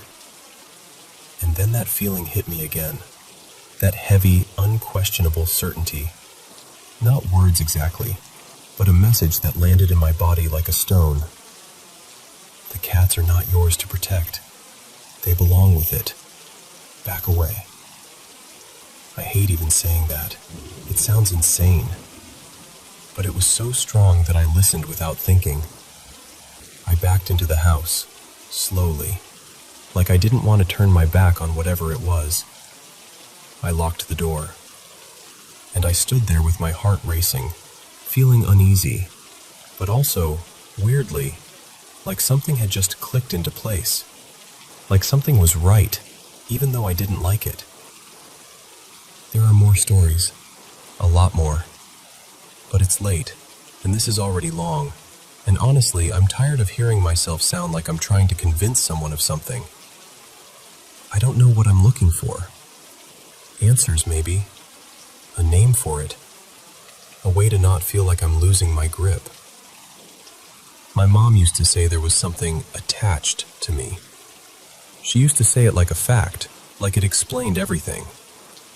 Now she avoids the topic and jokes about how all that weird spiritual stuff following you freaks her out, and she doesn't know what to do with it.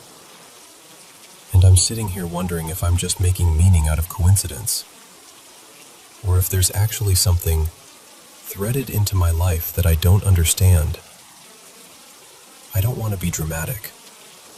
I just want to know what I'm dealing with, if it's anything at all.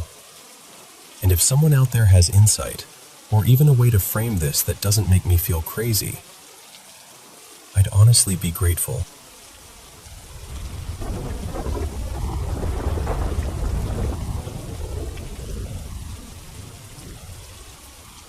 So, I've got to start by telling you about my cat, because he's kind of the whole reason this messed with my head so badly. His name was Jasper, this huge black Tom with a chest like a little bulldozer. Every night, like clockwork, he'd wander down from upstairs and park himself at the foot of my bed. He didn't even have to do anything. Just being there made the room feel safer, like the dark couldn't get too close if Jasper was on duty. And here's a detail that matters. Our stairs in the whole basement-level hallway were carpeted. Thick carpet, too. When Jasper came down the stairs, you could always hear it.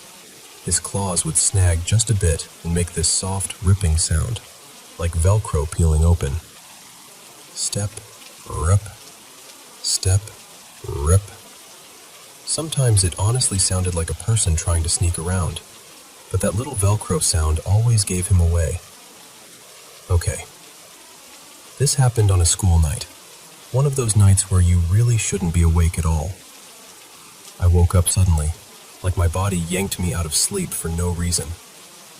The room was pitch black, and back then, I was terrified of the dark. Like real fear.